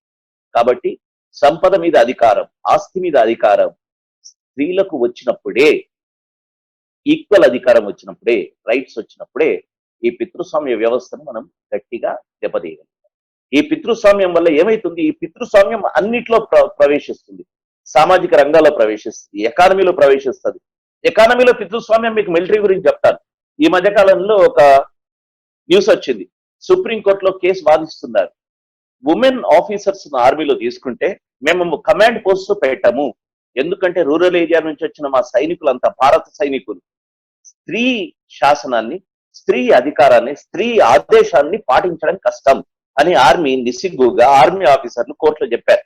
అంటే స్త్రీ ఆదేశం ఇస్తే సైనికులు, బార్డర్ లో ఉన్నవాళ్ళు లేకపోతే ఇక్కడ ఉన్నవాళ్ళు, ఆఫీసర్ కనుక ఉమెన్ అయితే ఆదేశాలు పాటించరాడు. ప్రైమ్ మినిస్టర్ స్త్రీ అయినప్పుడు పాటించడం లేనిది మిలిటరీలో ఎందుకు పాటించట్లేదు అని క్వశ్చన్ వేస్తే, వీళ్ళంతా రూరల్ బ్యాక్గ్రౌండ్ నుంచి వచ్చారు, వీళ్ళకి ఇంకా పితృస్వామ్యం ఉంది కాబట్టి మేము పాటించలేదు. గగనాల్లో పోవచ్చు, సునీత విలియమ్స్ కావచ్చు, కల్పనా చావ్లాలు కావచ్చు, కానీ ఆర్మీలో ఉమెన్ కాకూడదు. నేను ఎందుకు గవర్నమెంట్ యాంగిల్స్ నుంచి చెప్తున్నాను. ఐఏఎస్ ఆఫీసర్లు తీసుకోవచ్చు, కానీ ఆర్మీ పోస్టులు మాత్రం, కాంబాట్ పోస్టులు మాత్రం ఉమెన్ ఆదేశాలను తీసుకోరు. కాబట్టి ఎట్టి పరిస్థితుల్లో మరి ఝాన్సీ రాణిని మాట్లాడతాం, రుద్రమదేవిని మాట్లాడతాం, కానీ ఆర్మీలో మాత్రం కమాండర్ ఉమెన్ ఉండకూడదు అనేది ఈ రోజుకి మనకు పితృస్వామ్యానికి లక్షణం. కాబట్టి ఇట్లాంటి పితృస్వామ్య లక్షణాలు అన్ని ఫీల్డ్స్ లోకి వ్యాపిస్తాయి. నేను లేటెస్ట్ ఎగ్జాంపుల్ గా ఆర్మీ తీసుకున్నాను. రిలీజియన్స్ ఏ రకంగా ఉమెన్ సెకండరీ చేస్తాయి.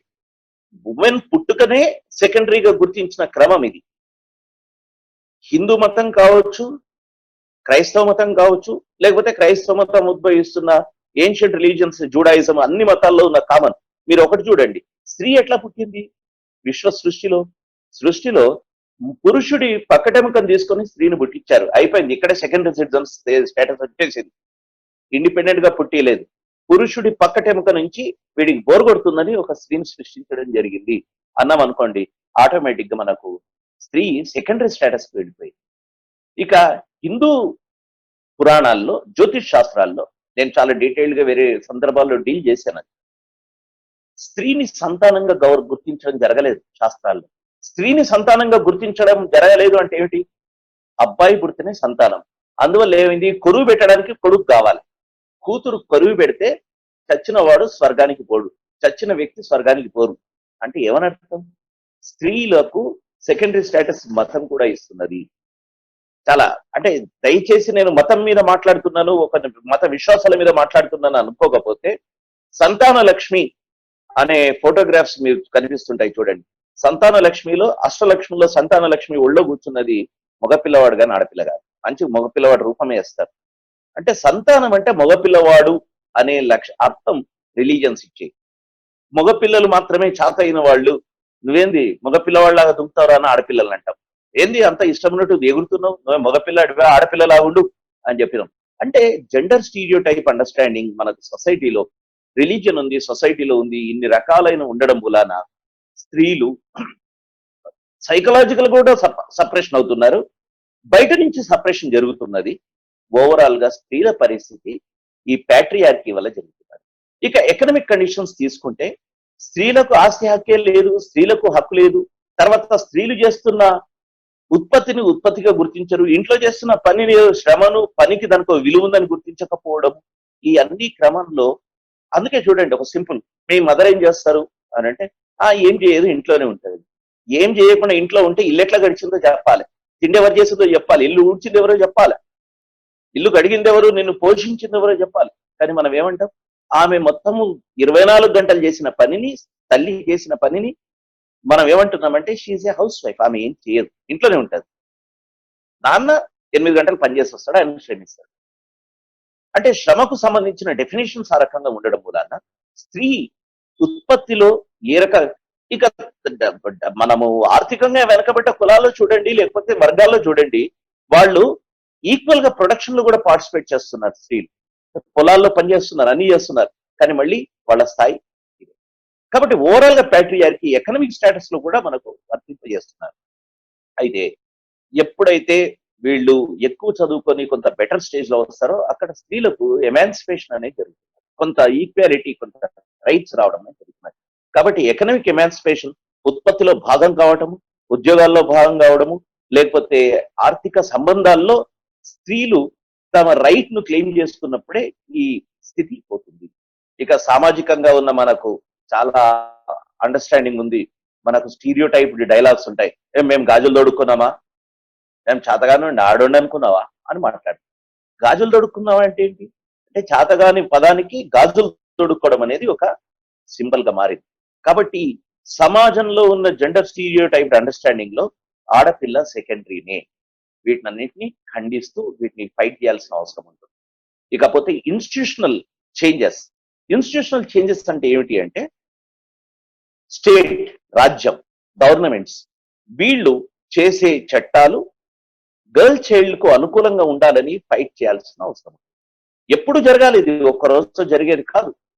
ఎన్నో పోరాటాలు జరిగితే మనకు national commission for protection of child rights అనేది ఒకటి వచ్చింది. ఐ థింక్ అరౌండ్ 1996 లో ఎస్టాబ్లిష్ అయింది. National commission for protection of child rights అంటే బాలల హక్కుల పరిరక్షణ కోసం ఒక సంస్థ ఏర్పాటు జరిగింది.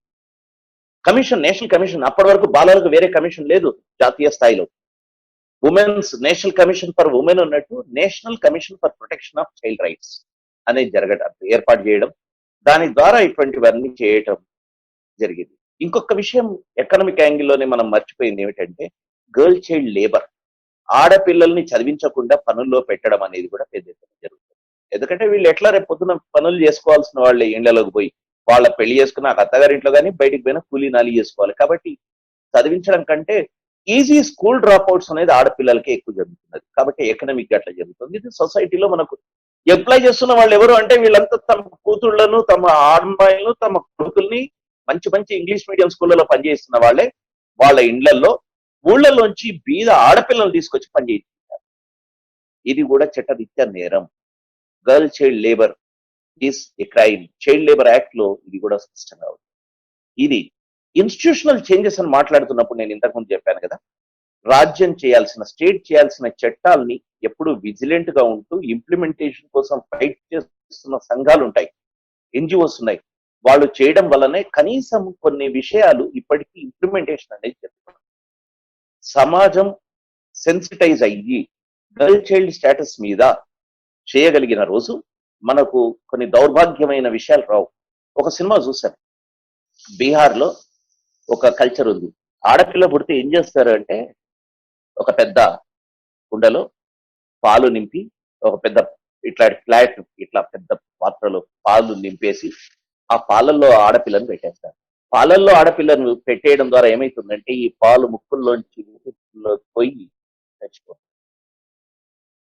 అంటే అమ్మాయిని చంపడానికి ఒక రిచువలిస్టిక్ మెథడ్ బీహార్ లో వెతుక్కున్నది ఇన్ఫాంటిసైడ్ క్రమంలో మనం చూస్తున్నాం. అంటే శిశు హత్యల్లో చూస్తున్నాం మనం. ఆ సిచ్యువేషన్ రాకుండా ఉండాలంటే, ఆడపిల్లలు చదువుకోవడానికి పరిస్థితి ఉండాలంటే, ఆడపిల్లల మీద వివక్ష ఉండకూడదు. మనము మలాలా డే అని చేస్తున్నాం. మలాలా ఆఫ్ఘనిస్తాన్ లో ఒక అమ్మాయి, తాలిబాన్స్ ఏం చేశారు, అమ్మాయిలు చదువుకోకూడదని డిక్లేర్ చేసి ఈ అమ్మాయి మీద కాల్పులు జరిపితే ఈ రోజు మలాలా పెద్ద హీరోయిన్. ప్రపంచ వ్యాప్తంగా మలాలా డే అని చేస్తున్నాం గర్ల్ చైల్డ్ ఎడ్యుకేషన్ కోసం. ఆ మలాలా ఇన్స్పిరేషన్ తీసుకుంటే ప్రపంచంలో ఎక్కడైనా గర్ల్ చైల్డ్ కు జరుగుతున్న అన్యాయాల్ని, ఎడ్యుకేషన్ విషయం కావచ్చు, అసలు పుట్టుక విషయం నుంచి మొదలు పెడితే పెద్దగా స్త్రీగా మారేంత వరకు జరుగుతున్న అన్యాయాల్ని మనం ఎదుర్కోవడానికి చాలా యాక్ట్స్ ఉన్నాయి. ఉదాహరణకు తీసుకుంటే అసలు 1870లోనే ఒక చట్టం జరిగింది, female infanticide act 1870. This prevents female infanticide act passed in British India. Richard Burke, 6th Earl of Mayo, who was the Governor General of India at the time of Female Infanticide Prevention Act 1870.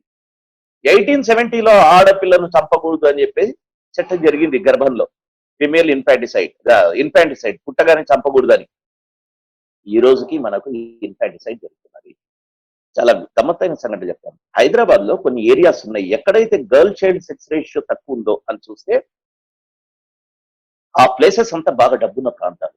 ఉదాహరణకు రాణిగంజ్ లాంటి ఏరియాలు, ఎక్కడైతే బాగా పెద్ద business community, లేకపోతే కొన్ని up market areas చూస్తే అక్కడ అమ్మాయిల సంఖ్య తక్కువగా ఉండడం, ఇది ఆశ్చర్యకరమైన విషయం. మళ్ళీ ట్రైబల్ ఏరియాస్ చూడండి, భారతదేశంలో ట్రైబల్స్ ఉన్న ప్రాంతాల్లో, మైనారిటీస్ ఉన్న ప్రాంతాల్లో, లేకపోతే దళిత్స్ ఉన్న ప్రాంతాల్లో ఈ సెక్స్ రేషియో అనేది బెటర్ గా ఉంది. వీళ్ళలో ఈ ఆడపిల్లల్ని చంపే పరిస్థితి లేదు. వేరే రకమైన ఉన్నాయి దురాచారాలు. ఇప్పుడు జోగిని, మాతమ్మల్ లాంటివి వెనకబడ్డ కులాలు లేకపోతే దళిత కులాల్లోంచి స్త్రీలు వివక్షకు గురవుతున్నారు. కానీ చంపడం దగ్గరే వస్తే మనకు ఎక్కువ డబ్బునోళ్ళే ఎక్కువ చంపేస్తున్నారు, తక్కువ డబ్బునోళ్ళు తక్కువ చంపుతున్నారు. కొన్ని ప్రాంతాల్లో మరి డబ్బు లేని వాళ్ళు కూడా ఆడపిల్ల పుడితే డౌరీ ఇవ్వాల్సి వస్తుంది. కాబట్టి ఉదాహరణకు లంబాడాస్ లో తీసుకున్నాం, బంజారాస్ లో డౌరీ అనేది లేదు ముందు.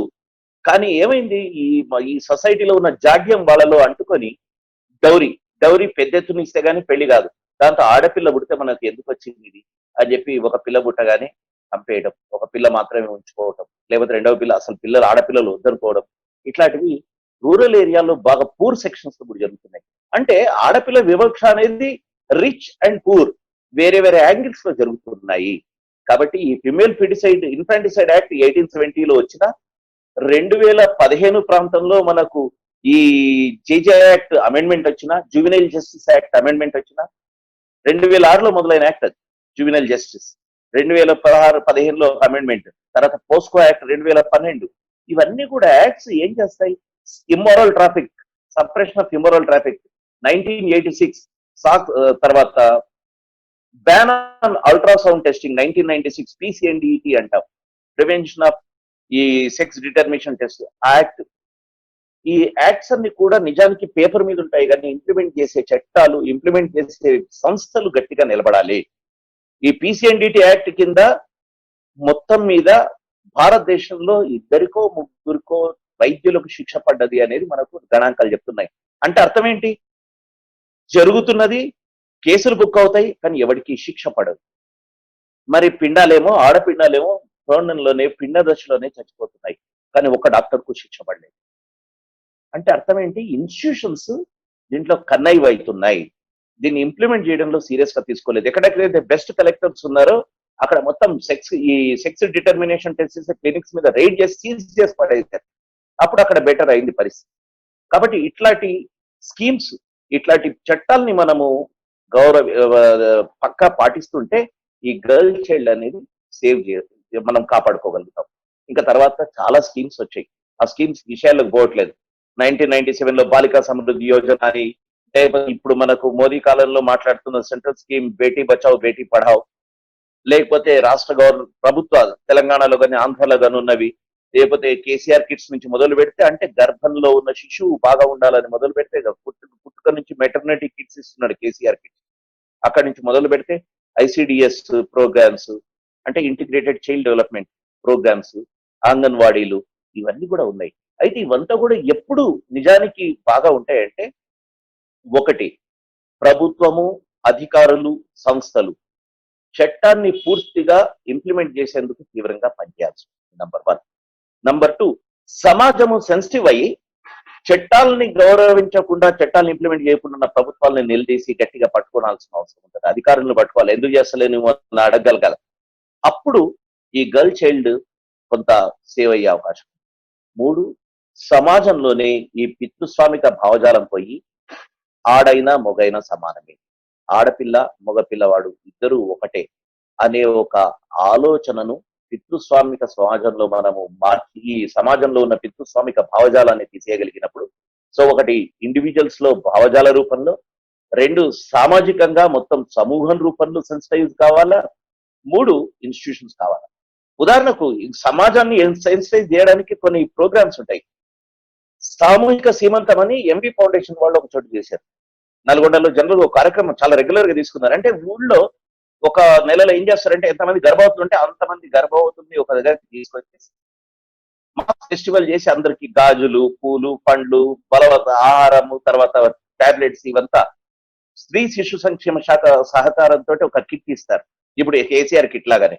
అంటే సొసైటీలో ఒక స్త్రీ గర్భవతి కాగానే, ఓహో షీఈస్ క్యారింగ్, అప్పటి నుంచి ట్రాకింగ్ జరుగుతుంది. పుట్టే శిశువు ఆడైనా మొగైనా కాపాడుకోవడం అనేది సమాజానికి సంబంధించిన బాధ్యతగా మారిపోతుంది. ఈ ట్రాకింగ్ వల్ల ఏమవుతున్నది అంటే, ఇష్యూ అనేది సమాజానికి చెందుతుంది. కాబట్టి సమాజం సెన్సిటివ్ అవుతావాలి. ఇక 3, అల్టిమేట్ గా చట్టాలని గౌరవించాల్సిన ప్రభుత్వాలు, అధికారులు, అది లెజిస్లేచర్ కావచ్చు, ఇటు ఎగ్జిక్యూటివ్ కావచ్చు, ఇటు జ్యుడిషియరీ కావచ్చు. లెజిస్లేటివ్ ఏం చేయాలి, ఈ చట్టాలని బలోపేతం చేస్తుండాలి. ఎగ్జిక్యూటివ్ ఏం చేయాలి, వాటిని కరెక్ట్ గా ఇంప్లిమెంట్ చేయాలి. జ్యుడిషియరీ ఏం చేయాలి, ఈ చట్టాలని అతిక్రమించిన వాళ్లకు శిక్షలు వేయాలి. ఈ 3 సక్రమంగా పనిచేసి సమాజం సెన్సిటివైజ్ అయ్యి మనుషుల్లో పితృస్వామిక భావజాలం కనుక మనం తీసేయగలిగితే, పోగొట్టుకోగలిగితే, ఏ మేరకైనా గర్ల్ చైల్డ్ మనం కాపాడుతాం. ఇప్పటివరకు నేను ఒక సమగ్రంగా కాన్సెప్చువల్ గా గర్ల్ చైల్డ్ మీద జరుగుతున్నవని ఇచ్చాను. దాంట్లో స్టాటిస్టిక్స్ కొంతమేర, మిగతా స్టాటిస్టిక్స్ మీరు క్రమంగా కొన్ని అంశాలను సప్లిమెంట్ చేసుకోవడం వల్లనే latest statistics. Over to Ravi.